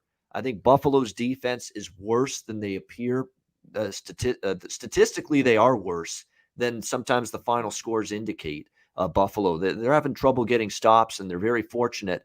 They were able to hang on a couple weeks ago against Old Dominion. You look at the Western Michigan game. Western Michigan probably should have had more than 24 points in that game, but they got stopped on downs. They missed a couple field goals. They still ended up having almost 500 yards of offense, Western Michigan, last week against Buffalo. So to me, that's yardage that probably equates to more points. And now you got to face this Dustin Crum quarterback and this Kent State offense, which is, of course, hyper-speed tempo, very fast, very explosive, quick strike offense. I think this is where we finally see that Buffalo defense really have a tough day. And if they fall behind this explosive, quick strike offense, Kyle Van Treese cannot and will not lead you from behind throwing the football. He will not. His pass numbers continue to be pedestrian. They always have been. And if Kent State can just get a lead and force Buffalo out of being able to run the football and become one-dimensional, having to throw it, Van Treese isn't that guy. He is not that guy to lead you from behind through the air. So I like Kent here, 4.5, 5. I think they're the better of these two teams. The number is fair. I'm going to take the Golden Flashes here at home. Conor, what do you like? Yeah, I'm not going to lay it here with Kent State. And I talked about Buffalo. I've just been kind of off with them. One thing is, I don't know. We talk MAC. A lot of games were like, oh, it'll go over. I think the total's way too high here. I mean, it always could turn into a shootout in a MAC game. Get me wrong. It could get wild. But I think there's too many points. It's already ticked down a little bit here, 63.5. This will be the highest total with Kent State. And they're 3-2 to the under. Buffalo, that super slow offense they run, like you talked about, they burn the whole clock up. So, yeah, I definitely lean under. I think I'm going to take the under here. I haven't bet it yet, but I probably will here soon. And, yeah, on the side, I can't take Buffalo. I don't know. I just don't. I think it's too many, a little bit too many with Kent State. If it was 7, I'd maybe look to take Buffalo, but pass on the side. Yeah, a strength of schedule edge as well to Kent State. Kent State's had to play 2 very good Big Ten teams. They played A&M as well, and then they played Iowa and Maryland in back-to-back weeks. They have been battle-tested for MAC play. They haven't been great as a favorite too much, Kent State. But this is an easier number. I mean, I thought Bowling Green, and they covered last week. But this is more doable here in there, and at 5.5. Yeah, and Buffalo got them last year, big. But a much different, much better, in my opinion, Buffalo team last year when they won 70-41. And keep in mind the year before, when Leipold was still here, they played Buffalo at Kent State. Kent State was a 6-point home underdog, and they won outright, 30-27, Kent State. So Kent at home. Kent's got a pretty decent home field. I think they win by a touchdown or more here in this one. All right, we move on now. Next up, Georgia Tech, Duke. We've got Georgia Tech, 3.5-point road favorites, 59 the total. So I don't know what that was from Georgia Tech on Saturday against Pitt. I mean, it's hard to fathom that this team, after looking so good against North Carolina in victory last week, played that poorly last week against Pitt. I mean, the defense just had no answers. And you've got to give Kenny Pickett a lot of credit. I've said this a bunch about Kenny Pickett. He's playing finally up to the capabilities. I mean, he absolutely lit up that Georgia Tech secondary. And for the first time this year, they had a little bit more success running the football as well, this Pitt Panthers team. So you give them credit for offensively executing at a very high level, but still for Georgia Tech to be that putrid on defense, give up 52 points in that game, almost 400 passing yards, 181 more through the air. I mean, they damn near gave up 600 total yards of offense last week. Against Pittsburgh. Yeah, 570 total yards allowed by the Georgia Tech Yellow Jackets against Pitt last week. The one thing, though, about Georgia Tech is they've been a good bounce-back team. They lost to Northern Illinois in their opener, which was stunning. 19-point home favorites. They lose to NIU 22-21. They bounced back very strong the next week, albeit, it was a FCS foe, Kennesaw State, but still won and covered. They have the tough loss to Clemson, 14-8. They bounced back with the amazing dominant victory as home underdogs against North Carolina, 45-22. And then, of course, they fall off and lose to Pitt. So it feels like this is their spot to bounce back, play a lot better. And they couldn't run the football, which was surprising. And look, running the football is important to Georgia Tech. They want to be able to run the football. It's important for them to be able to do that, to have success. And they should be able to do that against Duke, because we've seen in recent head-to-head meetings between Georgia Tech and Duke that Georgia Tech's been able to run the football, and they certainly did that last year. 377 yards on the ground for Georgia Tech in a 56-33 beatdown over Duke last year when these two teams met. This number has crept down just a bit on the Georgia Tech side, and I'm leaning to laying the points here with Georgia Tech. Duke, again, just ripped apart by North Carolina in that rivalry game last week. Jeff Sims, I thought, played okay. He certainly had a lot of passing yards, but a couple of critical mistakes as well. Struggled to run the football against Pitt's defense. I think they'll find the navigation of a run game a lot easier against Duke here on Saturday. So I am indeed going to lay the 3. There are some 3s out there, and that's what I did. I laid 3 with Georgia Tech, 3.5 in some places, 3 at others. So make sure you shop around if you like that Georgia Tech side in this game. Looks like we've lost Conor for a second, so we'll move along in the meantime to the next game. Middle Tennessee State and Liberty. We've got Liberty here, 19.5-point home favorites, 58 the total in this game.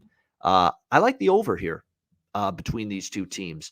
I think for Liberty, you look at it, they've had some offensive performances that would leave you scratching your head a little bit, because you would think this offense loaded for bear after what we saw last year, but they've had a couple of games where they just didn't fully click. The Troy game, they won and covered on the road, but the offense was kind of up and down. Of course, Syracuse, they struggled for pretty much the entire first half before they got things going. But they eventually did. Unfortunately, they still fell short, 24-21. And then last week, was a breakout game. And this is what Liberty's offense is capable of doing. That was a very good UAB defense that they played last week. And they still ended up putting up a 544 spot in terms of total yards on the board in that victory. The run game was highly successful. Malik Willis was dynamic, running with the football. And in fact, Hugh Freeze, the head coach of Liberty, was trying to implore his quarterback, try to run the football more than you currently do. I think he was trying to become more of a pocket passer. And I think he had a couple of games there where he had forgotten that, hey, he can run with the football as good as any quarterback. And they finally did that last week against a very good UAB defense. I was very impressed with Liberty offensively. It was one of their best offensive performances of the year. And I think they'll probably be able to keep that up here. We're not seeing a whole lot of defense lately from Middle Tennessee. I mean, Virginia Tech with a plodding offense, a methodical offense, not exactly explosive offense, put up 35 against this Middle Tennessee defense. UTSA put up 27 and a bunch of yards against them. 42 points allowed to Charlotte by the Blue Raiders a couple weeks ago. And yeah, they beat Marshall outright as underdogs last week, but defense again giving up some big plays. The good news for Middle Tennessee, and that's why I like the over here, they have found themselves a quarterback. All this concern that, Bailey Hockman, the NC State transfer, is leaving the program, and what are we going to do at the quarterback spot? Well, they've proven in the last couple games they're going to be just fine at quarterback with Chase Cunningham. He's been terrific for Middle Tennessee in these two games against Marshall and Charlotte. 10 touchdowns, 1 interception, 64.8% completions in the last 2 games. 7 touchdowns, 1 interception in the last 2 games, and over almost 500 passing yards through the air for Chase Cunningham in these 2 games since he's taken over at the quarterback spot. I'm with you, G. Martinez. He sure looks like a better quarterback to me than Bailey Hockman was. And look, maybe people got enamored with Bailey Hockman because, wow, and that's always the way it works. You bring in a guy from a Power 5 program, a Power 5 school, and you automatically assume he's going to be good. and it doesn't always work that way. We've seen multiple examples of this. Look at Jake Bentley. He went from South Carolina to Utah, South Alabama, and he's still struggling to find consistency. Just because he's dropping down from Power 5 to a Group of 5 school doesn't necessarily mean he's automatically going to play well. And I think we found that out with Bailey Hockman. So I think Liberty will move the ball against this pretty suspect Middle Tennessee State defense. And on the flip side, I think they found something offensively here. And Liberty's defense is pretty good, but I think Middle Tennessee can move the ball enough. I like over 58 here. Not involved in the side in this game, but I like the over a little bit here, 58. And we also get to take advantage of the fact that Liberty's been going under the total a little bit this year. In fact, only one of their games has gone over the total. That was the Old Dominion game. Syracuse, though, they've been dealing with issues offensively all season and last year. UAB is down to a backup quarterback because Tyler Johnston's out. So they got a favorable matchup, Liberty, against an offense with some issues. I think they're going to be in for a little bit of a tougher test, that Liberty defense here, with a Middle Tennessee offense that has shown me something the last couple of weeks with Chase Cunningham at quarterback, who, to me, at least right now, looks like an upgrade from Bailey Hockman. So I like the over. I think it's a devalued total now because Liberty's played some unders, and I think you'll get that game to be a little high scoring. We've got Conor Mack with us again. Conor, talking about the last two games, Georgia Tech, Duke, and this one, Middle Tennessee, Liberty. I have nothing, Georgia Tech, Duke. These teams, I want nothing to do with that one real quick. Georgia Tech, wow, what the hell was that? And Duke's just horrible. But, yeah, this Middle Tennessee State Liberty, I'm with you. I lean the over a little. I don't think Middle Tennessee's defense is very good. We talked about, I thought, at home, Marshall, one of those teams, never on the road, even when they're good, laying 10, 11 points, now, they go there. Middle Tennessee State beats them. So I lean the points a little bit with Middle Tennessee. And I'm a Liberty guy. I've been backed them a ton. So have you the last couple of years with Malik Willis. But it's gone up, came out at 16, 7. It's up to 19.5. I don't know if it gets to that 21. It might stay here right at 19.5, 20. But I lean a little bit with Middle Tennessee and the points. And, yeah, I'm with you. I lean over a tad bit in this one, over 58. All right, we got a Mountain West matchup up next, Wyoming and Air Force. We've got Air Force 5-point favorites, 48 the total across the board here in this game. I like the way it matches up here a little bit here for this Wyoming defense coming into this game. I expected Wyoming's run defense to be very good this year, and it hasn't necessarily been great to this point. That's the one thing that does concern me. Their run defense hasn't performed like I thought. They're giving up 148 yards per rush, 4.4 per carry. It's not terrible numbers, but I definitely expected better. However, Craig Bohl, I like him as a coach. The team has a bye week. They're coming off a game against UConn where they barely won, 24-22. I mean, they're 4-0, but man, they've had some close calls so far this year. When you look at their first few results, they barely beat Montana State in their first game. They escaped past Northern Illinois in a wild one.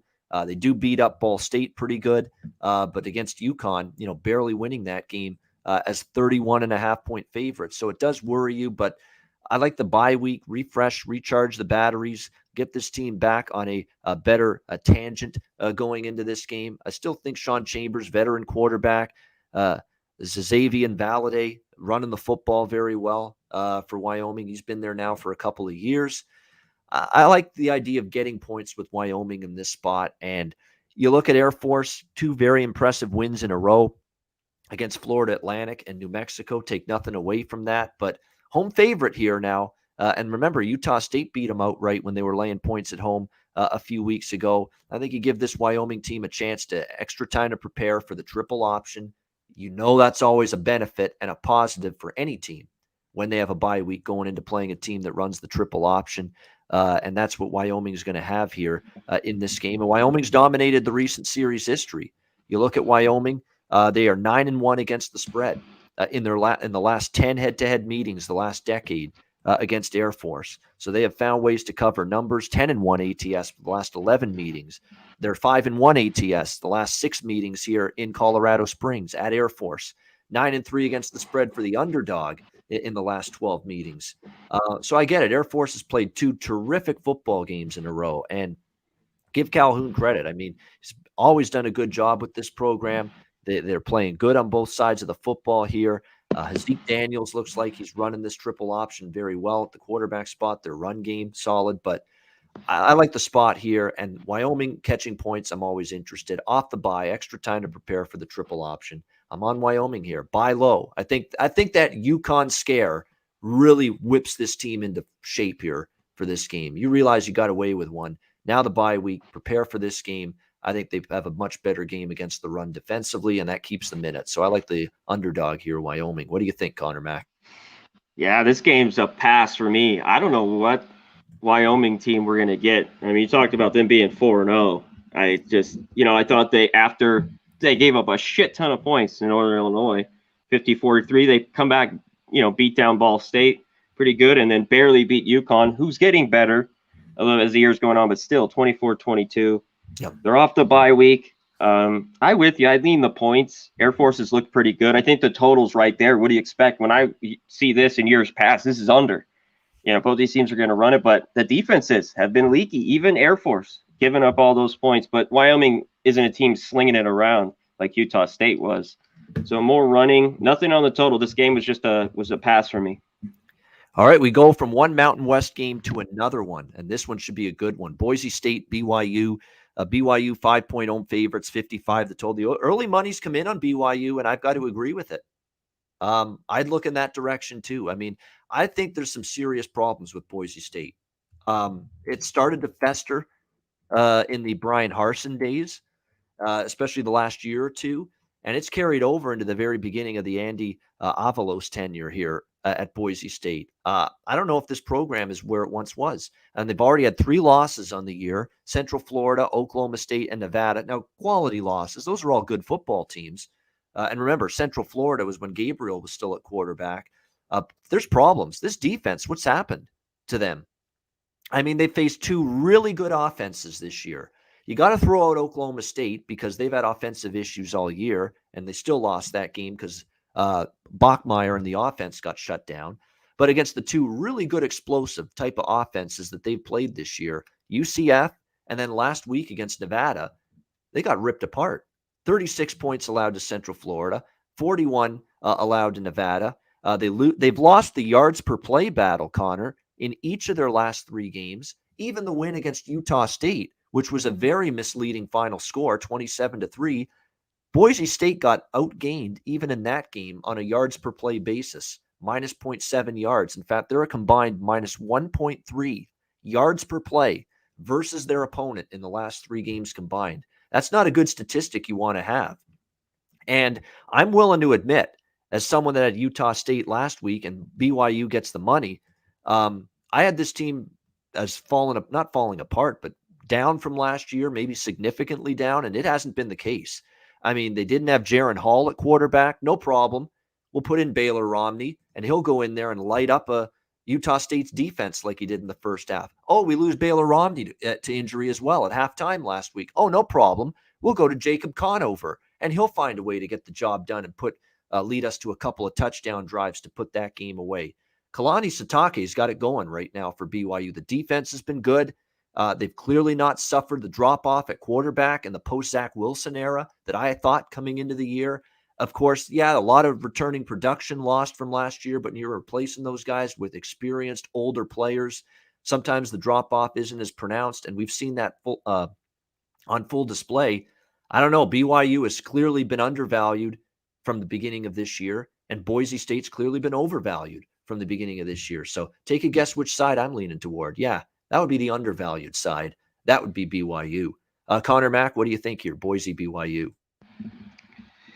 Yeah, this is a game I talked about with Boise. I just haven't had a good read on them or betting on them all year. I did like UNR last week. I liked Utah State a little bit, but I really had that under that came through. I thought that total was super high. Now at 55, I think the total's right there. I like BYU. They beat Arizona State. They beat Utah. I was on them there, but now they're laying 5 points. It's just a lean for me here. This is a game I haven't dug into that I didn't love much, but only BYU. They're at home, and they just keep winning. So give me BYU here. Yeah, I mean, they've been impressive considering all they lost last year, and here they Yeah. are off to People a thought they very, were going to very be down. Yeah. Yep. Here they are off to a terrific 5-0 start to the year, 3-2 against the spread, and the only non-covers were South Florida's 20. This is the big favorites. They've struggled, but we're not talking big favorite here. We're talking just laying 5, and to me, they've been the better team so far this year, and they match up well, I think, in the trenches with Boise as well, because Boise struggled with their play in the trenches. Very, very surprising to see that. Old Dominion and Marshall next up. Marshall 20.5-point home favorites, 63-64 the total in this game. This is an over for me in this game. We know Marshall under Charles Huff, Grant Wells, the new head coach, Grant Wells at quarterback. They've played a lot faster this year. Their offense is a lot more explosive, quick strike. And Old Dominion's actually played a little bit quicker as well. Not blazing fast, but they've definitely picked up their number of their pace a little bit on offense the last few weeks. We've seen them go over the total 3 straight games. Liberty, Buffalo, and UTEP, who moved very slow on offense, and that game still went over the total. You still have them suspect on defense, though, Old Dominion. They've given up 42, 45, 35, 28 in their games against FBS competition. Marshall's defense is nothing to write home about. 42, 31, 34 allowed the last 3 games. I think it's both a game where both offenses can have success. Grant Wells at quarterback for Marshall, and I think DJ Mack Jr. Can do a good job here for Old Dominion as well. I think he continues to gradually improve a little bit running this offense, and certainly Marshall's defense hasn't shut anybody down. So to me, I'd be looking at points in this one. Conor Mack, Old Dominion, Marshall. I lean over here too as well. The only thing is, man, it's 64. It's a little high here, but Marshall's defense, you talked about, they'll be able to score. I'm intrigued a little bit by Old Dominion. Man, if this was over 21, I might really like them here. I wanted to point out, I mean, they had that game against UTEP. I mean, that was a huge, touchdown, and they covered. UTEP wins. But the game before that against Buffalo, they were in it, barely lost. The game before that, the first half, scored 17 on Liberty. It took Liberty basically shut them out, blank them the second half. So I'm interested in the points with Old Dominion. I lean over, just the totals super high here at 64.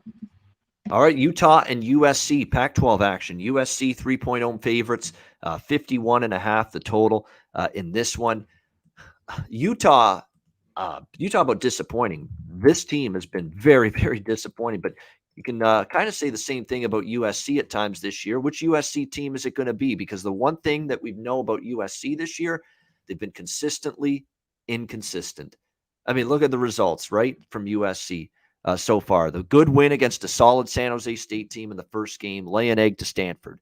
Crush Washington State first game after the Clay Helton era ends, and then they get destroyed by Oregon State right after that win. And then they bounce back and they whip Colorado 37-14 last week. So if you follow the pattern, this is a down week for USC. Like if you just blindly follow the pattern, they're not going to play well this week because they never play well after a good game. That's been the pattern this year for USC. I'll give Keaton Slovis credit. He was coming under fire a little bit from USC fans saying, what's wrong with this guy? Why isn't he playing up to his capabilities? And he finally did that last week against Colorado. Had his best game in a while. Keontae Ingram was great running the football. Drake London, beast at receiver.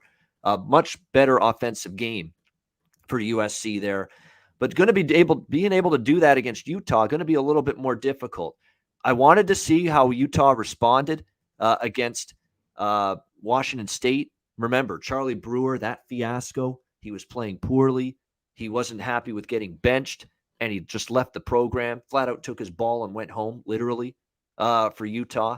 And, of course, now they move forward with Cam Rising as their quarterback. And he didn't play as well as I thought he would against a kind of a weak Washington State defense. But I think, with the bye week now for Utah, a coach that I trust with extra time to prepare, and Kyle Whittingham, I know I'm breaking my cardinal rule, Conor Mack, betting on a team that hasn't covered a point spread.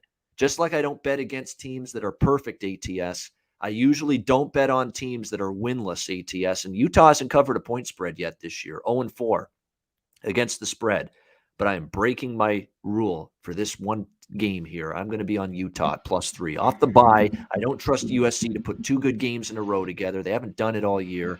Utah off a bye. I still think Rising is an upgrade from Brewer at quarterback. Extra time with a good coach. Give me Utah as a road dog. What do you think here, Conor? I think he's a little bit of an upgrade too. I don't trust either of these teams, to tell you the truth. And now I see even threes. I like Utah a little bit, 3.5. Normally, this would automatic bet with Utah. I'd take the 3.5. But I'm just far, far away. Until I see a turnaround with this team, they got to win one. I want nothing to do with it. I know SC, they look horrible. They come back, score a shit ton of points. That's who they should have played. How they did against Colorado. They went there, took care of business, scored it. I lean over a little bit in this one. SC's defense, I don't think is very good. I think Utah should be able to score here. So I lean over the 52.5. And yeah, nothing on the side, just a pass here. All right, South Carolina, Tennessee, 10.5 point home favorites, 52.5, 54 the total.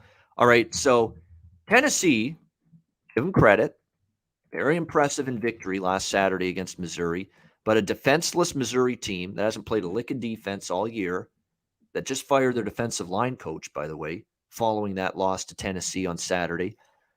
It was a great performance by Hendon Hooker in the offense, no doubt. And look, they have Josh Heupel as their head coach. They play extremely fast. They're going to be able to hang points on teams. But let's calm down a little bit here. Now we're talking about Tennessee laying double digits here. Are we ready to trust Tennessee in this kind of point spread role just yet? Like, we still thought this team was going to be pretty rough to trust coming into the year. And I think we thought the same thing about South Carolina too. But, when you look at South Carolina and their results so far, they beat East Carolina on the road. They get whipped by Georgia, but they covered against Georgia. And how good does that Georgia performance look for South Carolina compared to what Georgia's done the last few weeks to the UAB, what they did to Arkansas on Saturday? 40-13 actually looks pretty respectable, the way South Carolina lost to Georgia. In fact, they scored 13 points in that game against Georgia's defense and only got outgained by 181 in that game. That's actually not bad considering what Georgia's done to some other teams this year. They only lost by 6 to Kentucky. They beat Troy and cover as 6.5 point home favorites, 23-14 last weekend. Yeah, the offense is still sketchy and spotty, no question. Luke Doty's working his way back gradually from injury, but I think he's getting better here. After that game against a Missouri team that plays no defense, at least South Carolina, has had a decent defense this year for the most part. I've been impressed with what Shane Beamer's done. Shane Beamer inherited a mess when he took over this program as head coach in the offseason. I think they compete in this game, and I don't trust Tennessee laying these kind of points. Let's not forget, they whipped Missouri. Missouri has not played any defense this year, and now I think they're a little overvalued off that win against Missouri last week. So I like the Cox here, no pun intended, South Carolina plus the points. What do you think, Conor? Gamecocks. Yeah, I don't trust Tennessee's defense. I mean, Missouri's defense was horrible, but I don't trust theirs. South Carolina is having a hard time scoring, though. This one's interesting. I lean with the points. This is one I haven't bet. I just looked into a little bit this morning.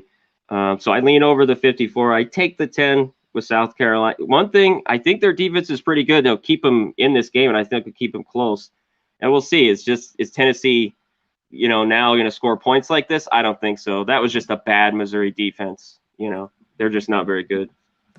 Yeah, absolutely awful. The Missouri defense so far. And at least South Carolina has given you some resistance on that side of the ball. We'll see how they match up. Look, Tennessee was very good offensively, and they're capable, but I think South Carolina will put up a lot more resistance defensively than we saw to Missouri. Speaking of Georgia, they're next up as taking on Auburn here. We've got Georgia 14.5 point road favorites, 45 the total in this game on Saturday. I've come to the point now where with this Georgia team and with what I've seen from them, and first of all, let's give Auburn some credit. Auburn under Brian Harsin this year, 4-1 start. They're 3-0 at home, coming off a very, very good road win in the Bayou on a Saturday night. It's difficult to beat LSU on a Saturday night home game for them, and they did that 24-19. The defense was outstanding in that football game for Auburn. And look, Bo Nix, I'm not saying he's definitely not great still, but he's improving. You're seeing him improve just gradually. 23 of 44, 255, one touchdown, no interceptions. That was pretty solid. But he's about to get a wake-up call here against this Georgia defense. I mean, beyond impressive. And it doesn't even matter if JT Daniels comes back. The fact that they handled Arkansas and just handed it to them 37-0. They didn't even have JT Daniels. Stetson Bennett had to play at quarterback against Arkansas over the weekend.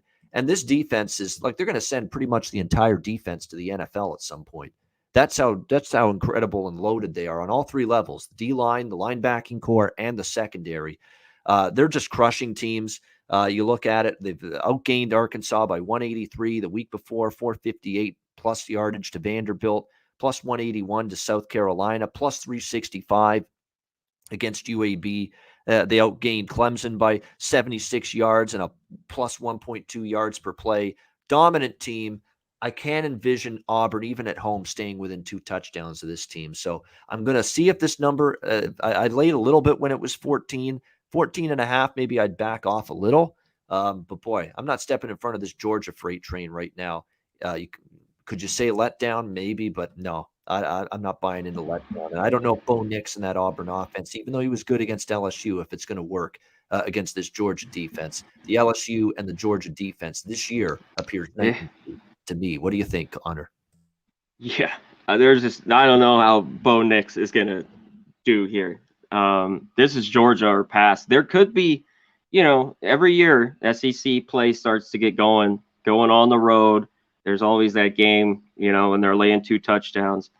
But I don't see it here. I mean, Auburn is just okay. That was, a good win over LSU, nothing big. But Georgia, they just manhandled Arkansas. I mean, and everything went, they had false starts, like, fumbles. They couldn't even move the rock. Man, Georgia was dominant all 3 phases. I'd only lay the points here with the Bulldogs. Yeah, and last year the game, albeit it was in Georgia, but 27-6 Georgia. Georgia doubled Auburn in total yards, 442 to 216.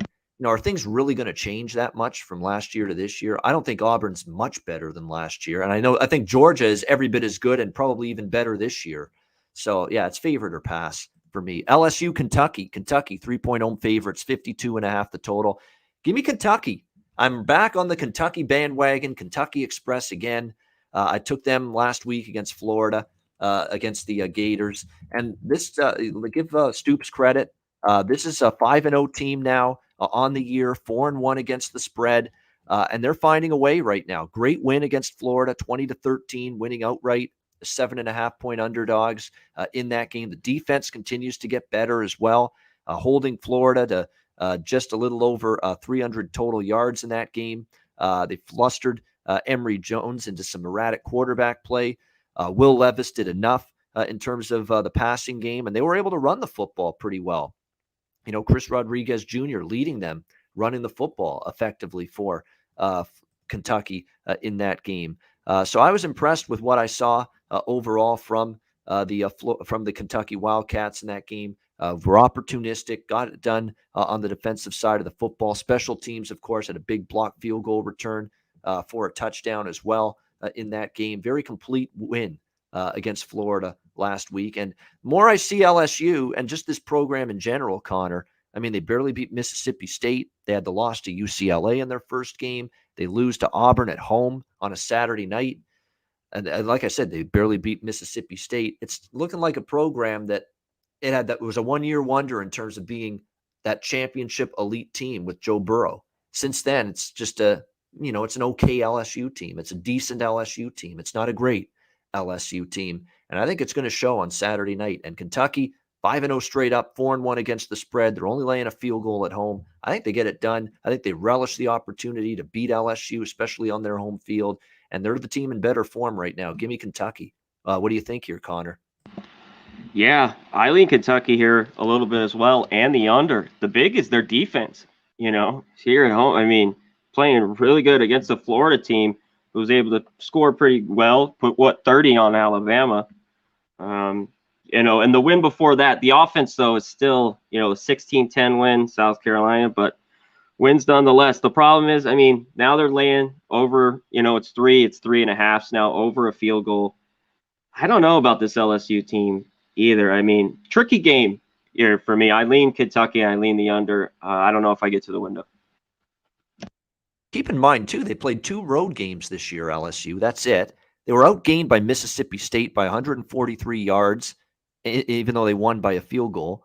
And then, of course, the UCLA game, they lost. So they got to show me on the road what they're capable of. And, I like Max Johnson, but he's had moments where he's been off the mark a little bit, too. And to me, the defense has been nothing more than, mediocre, average for LSU. And I think Kentucky's actually better than them on the defensive side of the football right now. And in fact, you look at the numbers, it bears it out. They got better run defense, yards per play allowed, better run defense, better yards per play, yards per play better on defense so far this year, Kentucky, compared to LSU. I think that'll show up here. And LSU had a really one bad quarter last week against Auburn, just fell apart. So we'll see. Should be a good one.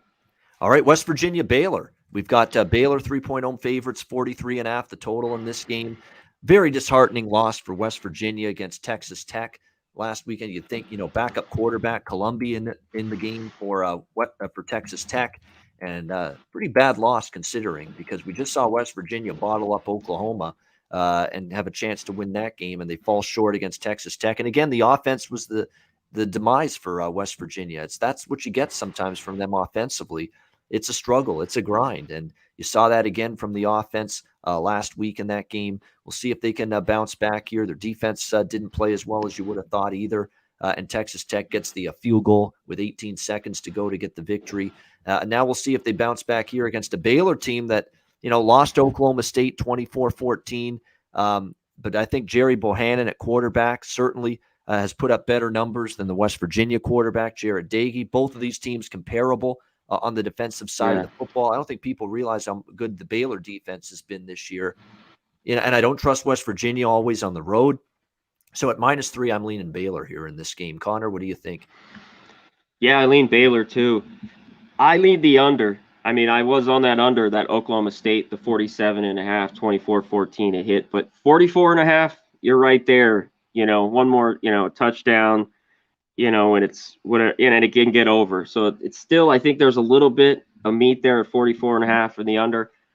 West Virginia, yeah, I talked about it. Watch Texas Tech. They got blown out by Texas. Columbia, watch that, and they ended up winning. I thought they just covered, but Texas Tech played well. And their defense, but a West Virginia team that can't move the ball. So that's why I lean under. Nothing on the side. I don't know if I want to lay a field goal here with Baylor. All right, we've got North Texas, Missouri. Missouri 19-point home favorites, 66.5 the total in this game. And certainly Missouri, another one of those teams that hasn't covered a number yet this year, 0-5 against the spread, a disappointing 2-3 straight up coming into this game. This could be the week they cover, though, because I think they could score on every possession against North Texas.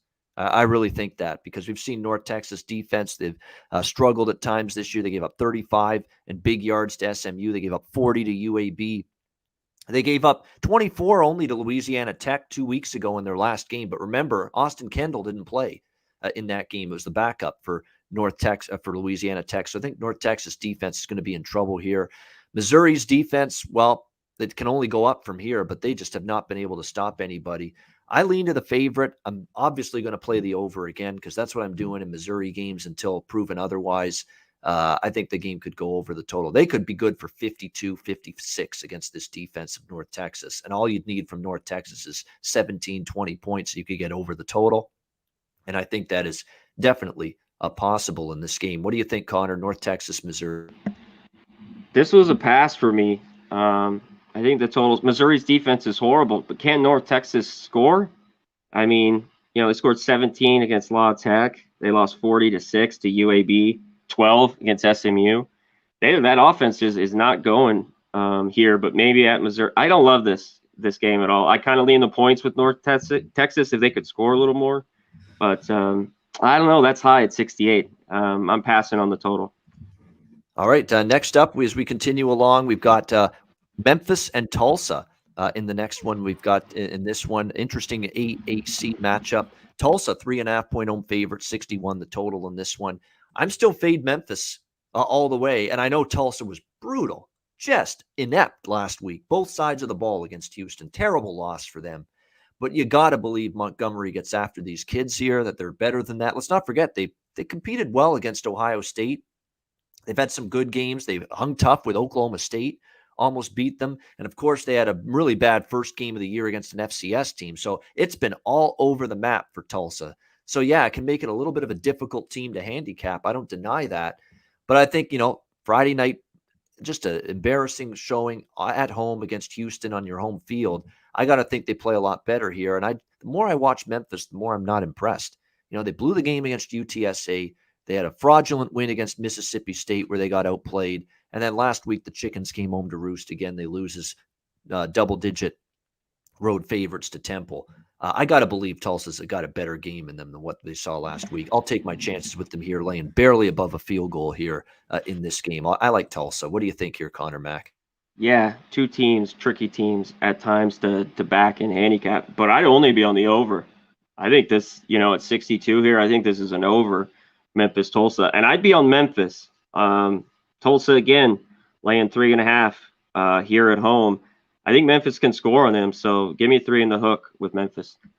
Yeah, I mean, it's probably going to be a close competitive game. Most Memphis games are, but the more I see it, the defense, again, is lacking for the Memphis Tigers. Seth Hennigan made a couple critical mistakes late in the game on the road against Temple's defense. And maybe Tulsa's defense ain't what it was last year, but I still think it's a little bit better than Temple. And that's why I think Tulsa can win. I wouldn't argue with the over. I think it could get over that number as well, definitely. Wisconsin, Illinois, Big Ten action. Wisconsin, 9-point road favorites, 43 the total in this game. I'm on the Illinois side here, and Illinois is a bit of an ugly type of pick here, but we're at the point now with Wisconsin where the season's gotten away from them. It's unraveled. It's getting worse, not better. And the Michigan loss last Saturday was proof, 38-17. They get dominated in the game. Graham Mertz, terrible again in that game, and of course gets injured, and Chase Wolf has to take over. And he looked, believe it or not, every bit as bad, if not worse, than Graham Mertz. And that's pretty hard to do. Chase Wolf, 3 for 8, 52 yards. He did have a touchdown pass, but 1 interception, making the same mistakes that Mertz did. This is now a team that had aspirations on Big Ten contention, winning the division, and now they've lost 2 Big Ten games to Penn State and Michigan, plus the loss to Notre Dame. You got to believe psyche and this could be a fragile football team right now, Wisconsin. And now you're going on the road for a little old game against Illinois. I don't know if we are going to get an A game anymore from Wisconsin. This has just been a thoroughly disappointing, disheartening start to their year. And I worry about them. I don't want to say mentally checking out, because certainly talent-wise, they're better than Illinois, but I don't trust them as almost double-digit favorites here in this spot. And as long as Illinois, with Brandon Peters, run the football, their defense is still a little soft, Illinois, but I think they can do enough against what could be a disinterested Wisconsin team with quarterback issues, quarterback injuries now, offense that's completely and utterly inept throughout the course of the year. I think Illinois can make this a close game. I like the home dog. Conor Mack, what do you think? Yeah, how bad is the core? It doesn't matter. And Mertz is horrible. Wolf was horrible, like you talked about. I mean, I don't know how they're going to throw it here with success, And they haven't been that great running the ball. I mean, for Wisconsin, you'd think the powerhouse. Sometimes they can get away just running the rock down some team's throat.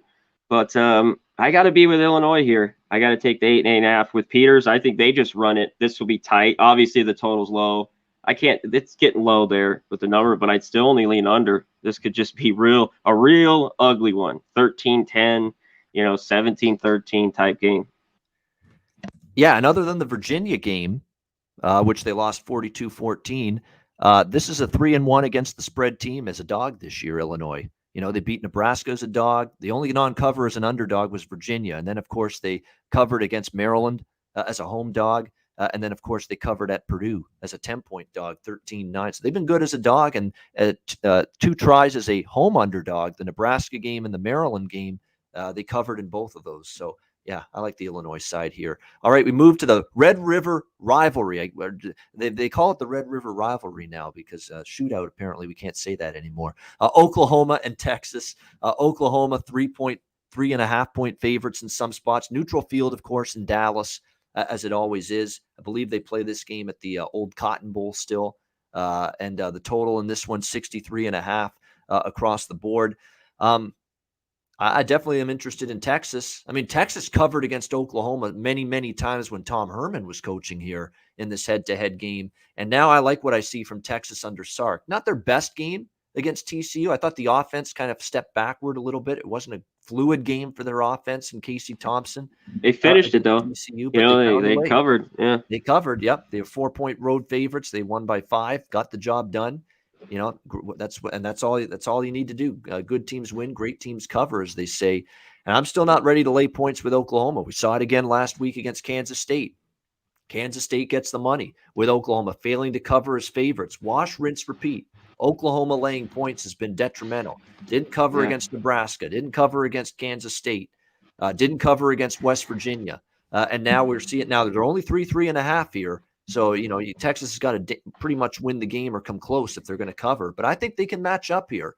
Their offense is going to pose problems for Oklahoma. And on the flip side, the defense, it's still a work in progress. And you always worry about that against a good enough Oklahoma offense with Rattler and a good O-line, good skill position talent.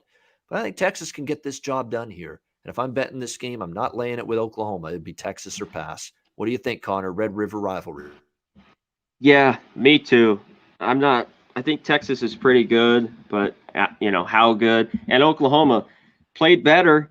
You know, it looked like they were going to get that cover and that kickoff, which was huge because I had K-State in that one. And Texas, they ran it down, ended the game, covered there. I just wouldn't lay with Oklahoma. I got to see it. They got to, like you said, they got to go places, lay points, and cover and win. And here's a short number. Let's see if they can do it. Huge rivalry. And you talked about it. Texas was able to win with Herman, even when they weren't very good in this rivalry. So I would only be on Texas here. Take the 3.5, or even money line. All right, a good one here in the Big Ten. Interesting game at the very least. Michigan and Nebraska. Michigan 3-point road favorites in Lincoln. 52 the total in this game. Michigan, obviously, a great win for that. Great start to the year. Best start in a while under Harbaugh, 5-0. They've gotten the first really big, I guess the Washington win was pretty good, but that was the first really good win, a big win on the road against Wisconsin, 38-17. But again, turnover influence, bad offense, bad quarterback play. Can they keep it up now, going on the road for a second straight week now at Nebraska? And look, before we've ripped on Nebraska a lot, but let's give them credit for the fact they've covered 5 straight. 5-0 against the spread their last 5 games. They beat up Buffalo 28-3. They hung tough with Oklahoma on the road, lost by just a touchdown. They nearly beat a good Michigan State team that's played well to this point in overtime. And then they didn't just beat Northwestern. They crushed Northwestern 56-7. And I'll say this about Martinez. He's making less mistakes, and they're running the ball very well. Jaquez Yant, outstanding, 127 yards on the ground. They found themselves a great receiver, too. Samori Toure, man, this guy is a playmaker in the passing game for Nebraska. They're playing a lot better. I'm not laying the 3 with Michigan. I'll take my Michigan win against Wisconsin last week, but they've covered 5 straight. They're on the road for a second straight game. And I think Nebraska's offense will be a much greater test, believe it or not, than Wisconsin's offense for this Michigan defense. But at the same point in time, it's Martinez now against one of the best defenses he's played this season. When you compare Michigan to, Northwestern and Oklahoma and Buffalo and Illinois, I mean, Michigan is the best defense that Martinez has seen. But maybe he's up for the challenge because he has played better. I don't have a strong opinion on this game, but I included it because it's a big game and it's worth talking about. I actually kind of lean Nebraska here. I don't know if I'll pull the trigger, but I do. As funny as that is to say, I lean Nebraska, and they've covered 5 straight. They've clearly been an undervalued commodity in the first month of the year. Conor, what do you think? Michigan, Nebraska. Yeah, I'll take the Michigan because I took them too. I didn't think, against Wisconsin, just took a money line. I'd lean Michigan. Nebraska's played well. I got to give credit to him. Even Martinez is finally playing, but I can't trust him. If I were on a side, I'd just off, but I'm really looking at this under, especially if you can get 52.5. There's a couple still out there, and then 52. I think this is a low-scoring dogfight. 2 offenses that aren't great, 2 pretty good defenses, especially lately. Nebraska's been good. The Oklahoma game, Michigan State, and we know Michigan. I think they're an under team. So I look at the under 52.5. What concerns me for Michigan here is, Blake Corum and Haskins. I mean, Cade McNamara is solid, but I think he's at his best when they can run the football and be balanced on Yeah. offense, although you can say that about a bunch of teams. Nebraska's only given up 3.7 yards per carry, 122 yards per game on the ground. Their run defense has been pretty good. And if Michigan can't run it, going to put more pressure on McNamara throwing it. So it's very, very Jake Kaiser, your team, I think you got a chance in this game because this is that feel to it. People are starting to buy into Michigan now, starting to buy into Jim Harbaugh after the win against Wisconsin and beating Washington at home earlier this year. Is this where they have that stub their toe moment? We know they usually have one of these, Michigan, during the course of the year, but it's a fascinating game.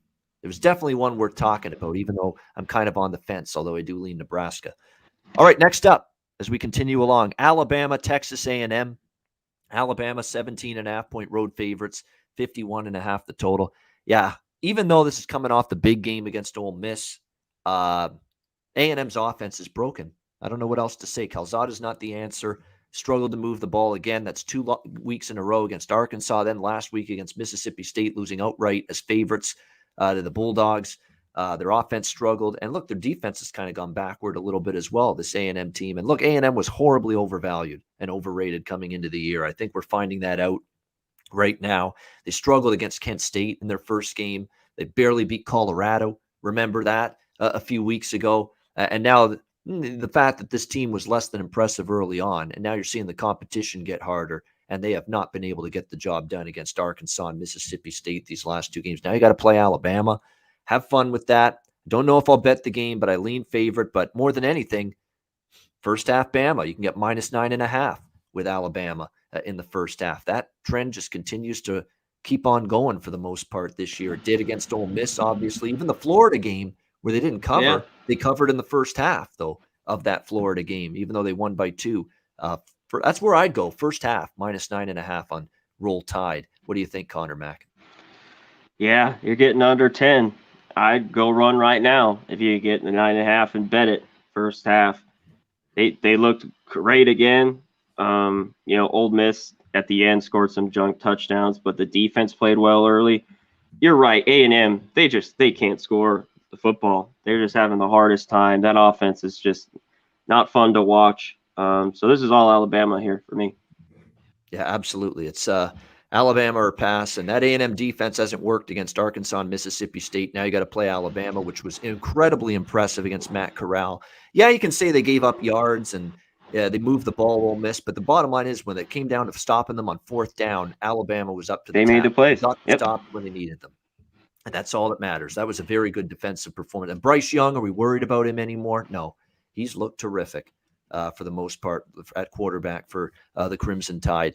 Arkansas and Ole Miss, 2 teams that thought they could go toe-to-toe with Georgia and Alabama respectively last weekend, and both of them got humbled. Let's see who bounces back here between these two. Ole Miss, 6.5-point home favorite, 66 the total. A lot of money's come in on Ole Miss, and I think a lot of it, too, is, there are some injury concerns with Arkansas. Jefferson played last week. He didn't look fully healthy in my mind. Now, maybe Georgia's defense definitely had something to say about that, but a little bit of both. Yeah, he didn't look like he had full range of mobility compared to what he normally does, and I think there's some concern there. Ole Miss at home, I would lean to them bouncing back 6.5. It's not, again, this is not a game I've bet, but brought it up on the show because it's a big one next week in the SEC with these two. The total's pretty high though in this one for Arkansas, maybe low for Mississippi, but it's one of those games where I think if you like Ole Miss, you like the over. If you like Arkansas, you got to think it stays under the total. But, I think in this game, I'd lean a little bit to Ole Miss getting or laying the 6.5 as long as it doesn't get higher than 7. But 2 teams I've been looking to back here. Probably not a game I bet. I would lean, though, to Ole Miss just a little bit because they look like they're some injuries are really starting to mount on the Arkansas side of things. Conor Mack, what do you think here, Arkansas, Ole Miss? Yeah, Arkansas is dealing with some injuries. I think this gets to 7 and maybe over because of those injuries. We'll see though. And the total, you're right, is high. I think if you like Ole Miss, you kind of lean the over. If you like Arkansas, more towards the under. I still think Arkansas's defense is a little bit better than Ole Miss. So tricky one. Too many injuries, but yeah, definitely a fascinating game. And the one thing, too, that concerns me for Arkansas is, and against Texas, they were good, but they haven't faced this kind of both ways explosiveness of offense that Ole Miss can throw at them. And for as good as their defense has been, that was Georgia lighting them up, all right?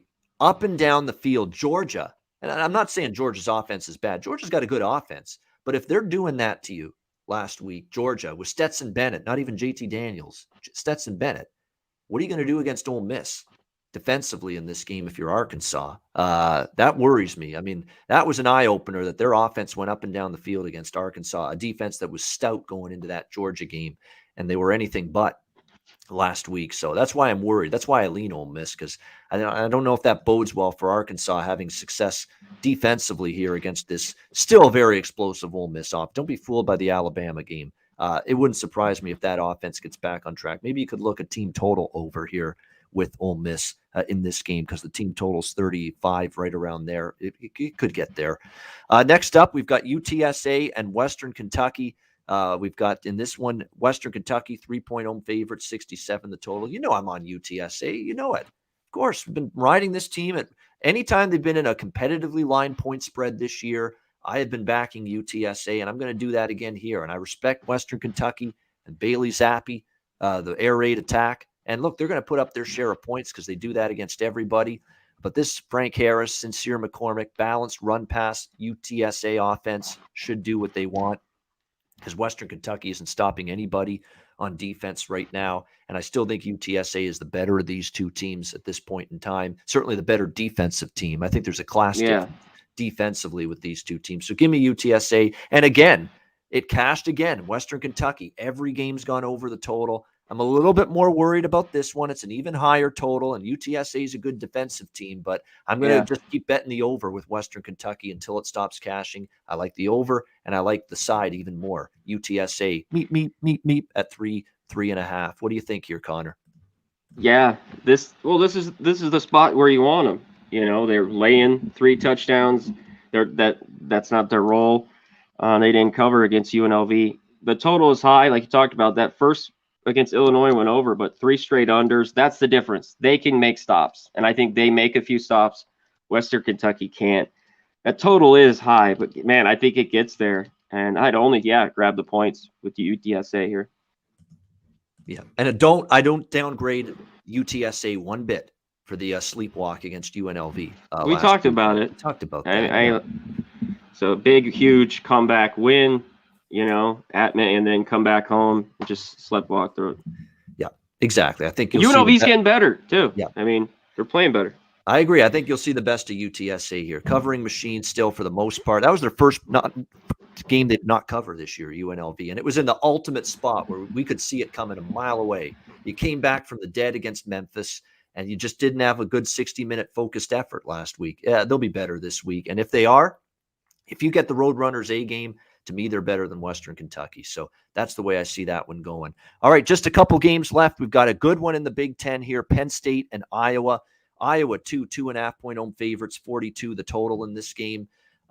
Look, the total's 42 for a reason. You've got 2 excellent defensive teams. And look, I've been impressed with Penn State, Conor, with Sean Clifford. And, you know, the offense looks definitely he looks a lot more confident with this Penn State offense leading it from the quarterback spot. They completely shut down Indiana on Saturday night in that 24-0 victory, held Penix below 50% completions with 1 interception. It's a damn good Penn State defense, no doubt. And Sean Clifford's improved at the quarterback spot. They've been able to run with Kayvon Lee as well. Good receiving core with Jahan Dotson, Parker Washington, Lambert Smith leading them. Pretty good receivers. But I have seen enough out of Iowa where it doesn't matter how Petrus plays and Goodson, if they can run the football or what their offense does. Their defense is so good. It can force turnovers. It can get pressure. It's a ball-hawking defense. Their defense is so good they can win games by themselves. They've now done this 3 times this year. Iowa's won games single-handedly with their defense. Why can't they do it again? At home, this is going to be a late afternoon game at Kinnick Stadium in Iowa City. Tough place to win. Iowa laying less than a field goal. There's no way I'm going against Iowa at this number. I don't love it. Yeah. It's not best bet material, but I've seen enough from Iowa with this defense that at home laying less than a field goal, it is the only side that I could endorse in this game. Connor Mack, what do you think? Big one here, Penn State, Iowa. Yeah, I think you got under the field goal. I think this gets to 3. I know Penn State played really good. I mean, shutting Indiana out, that was a great win.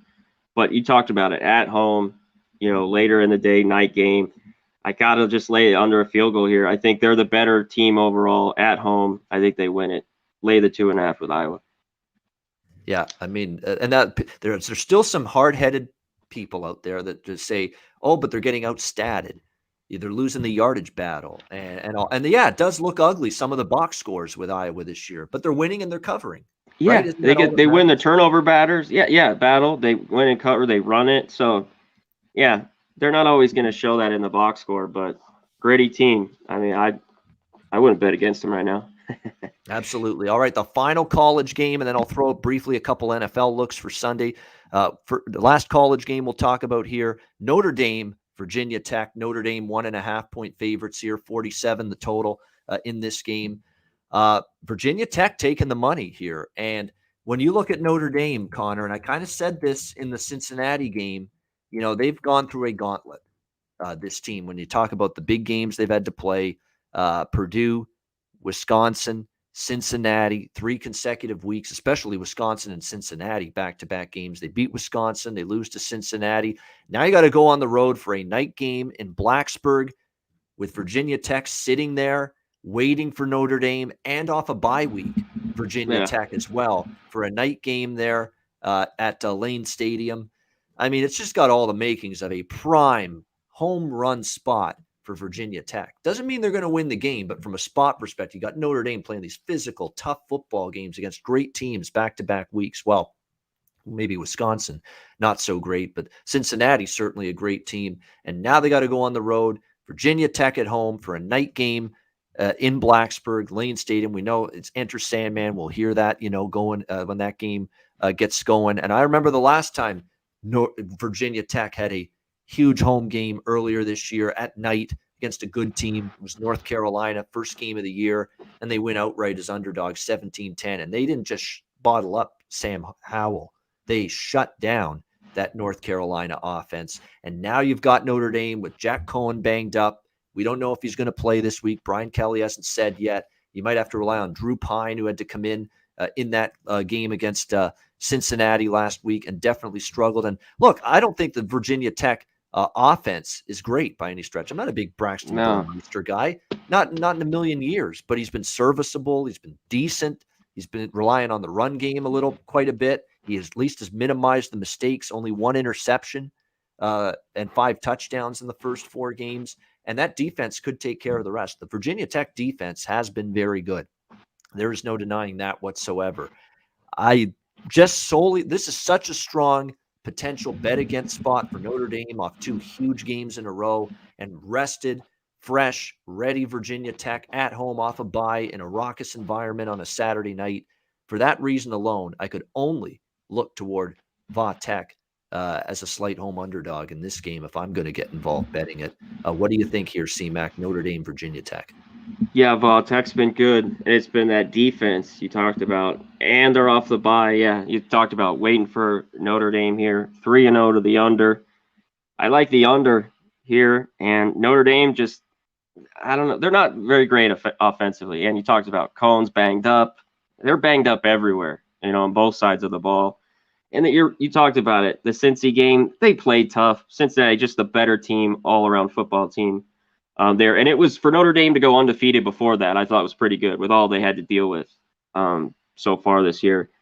Yeah, give me Va Tech. I think they went outright. Burmeister, he's just good enough. He'll get him down the field. He's not great. So give me Va Tech. Just take a money line. Screw the 1.5, and I lean under.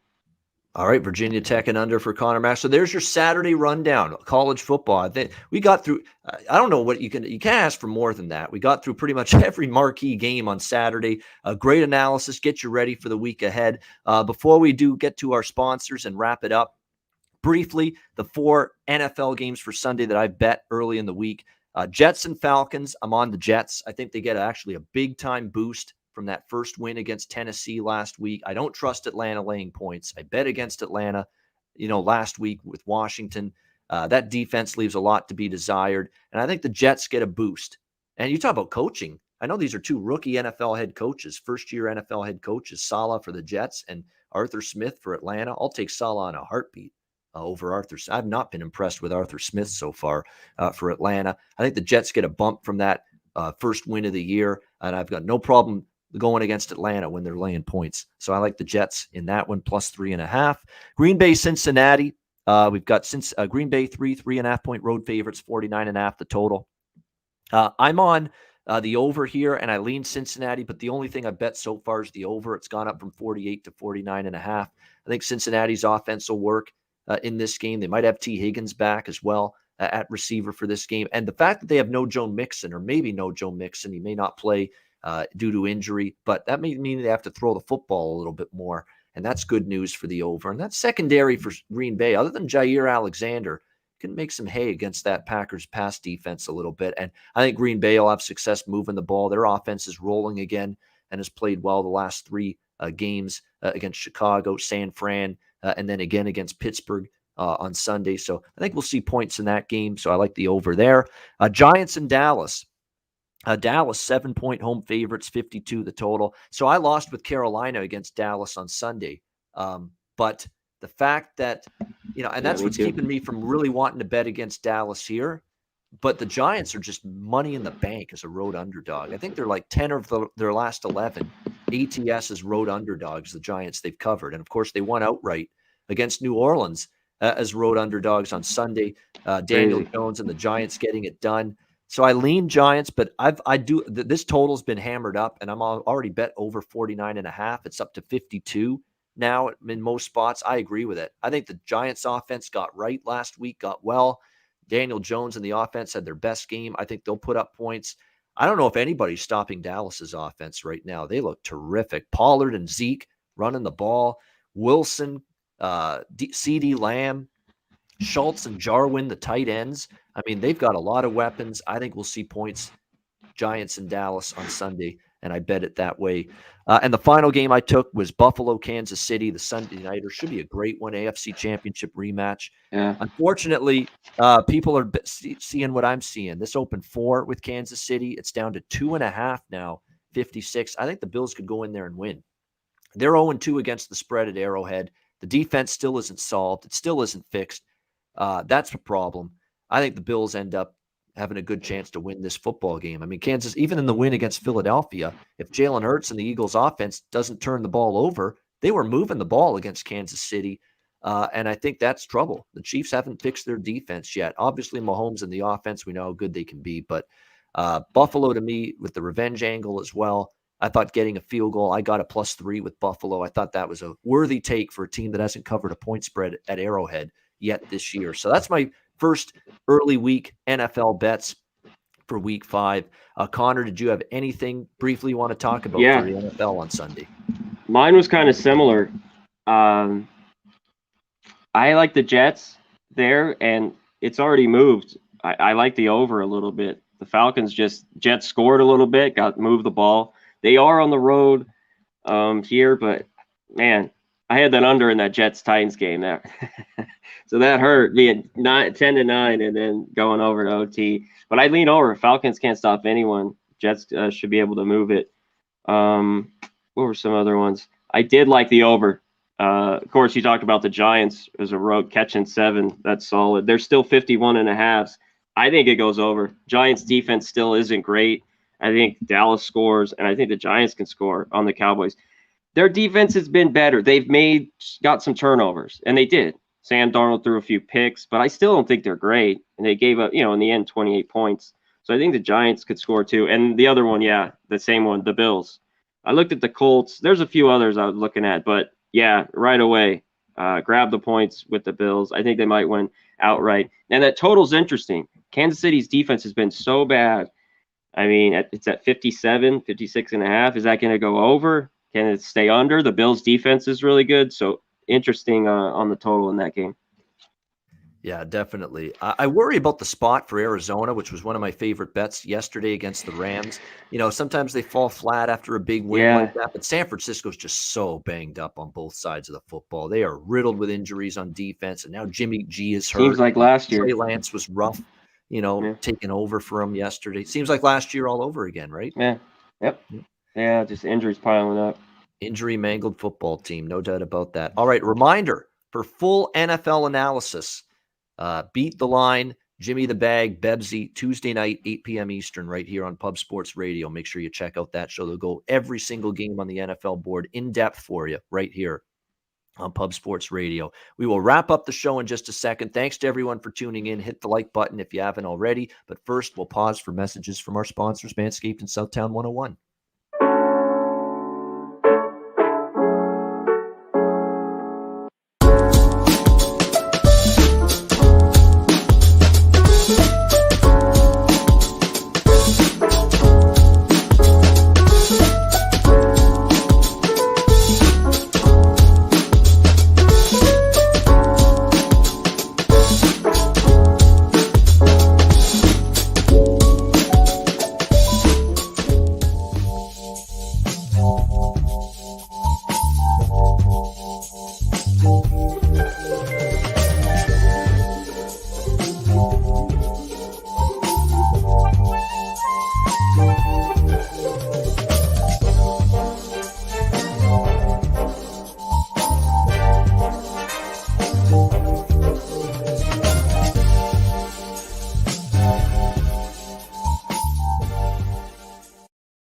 All right, Southtown 101. When you're in San Antonio, Texas, stop in. Great food, drink, live music, DJs, and karaoke as well. Southtown 101. Manscaped, promo code PubSports. Lawnmower 4.0 and any Manscaped product. Get to the website. Use the promo code PubSportsRadio. With that, you get 20% off your purchase. Manscaped.com. And MyBookie.ag, promo code PubSports. Football season's here. NHL and NBA starting this month. We got college basketball next month. MLB playoffs this week.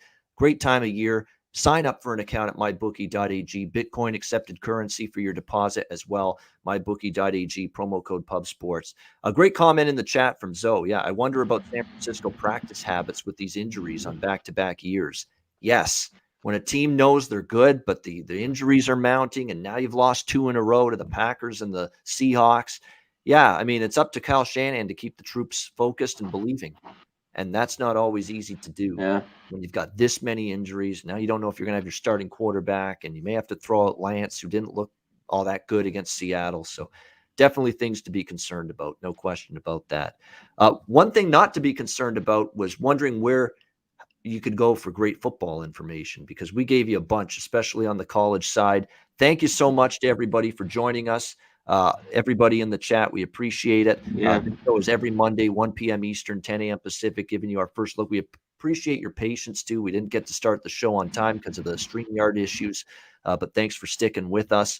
Remember, Beat the Line tomorrow with Jimmy and Bebsy for the full NFL card Tuesday night. And we have a special edition tomorrow, 4 p.m. Eastern, 1 p.m. Pacific, of the MLB Closing Time Show. It'll be Conor, it'll be me, it'll be Sharpie, and it'll be Ski Profit. We got the old quartet rocking on the show tomorrow. We will preview the MLB playoffs as a whole, but specifically we'll focus on the 2 wild card games, Red Sox, Yankees in the American League wild card, and of course the NL wild card, the Cardinals and the Dodgers. That one, I'm very fascinated by that game. 2 old war horses on the mound going at it in that one, Wainwright and Scherzer. It should be interesting. Great. Looking forward to the MLB postseason, and we'll be back tomorrow, Tuesday, 4 p.m. Eastern, 1 p.m. Pacific, to get you ready for a little MLB playoff action. For Connor Mack, I'm Ian Cameron. Have a great week. Enjoy the games and good luck. Have a great football week ahead, profitable one, hopefully. And we'll be back next Monday right here for another edition of Hitting the Books on Pub Sports Radio. Delight.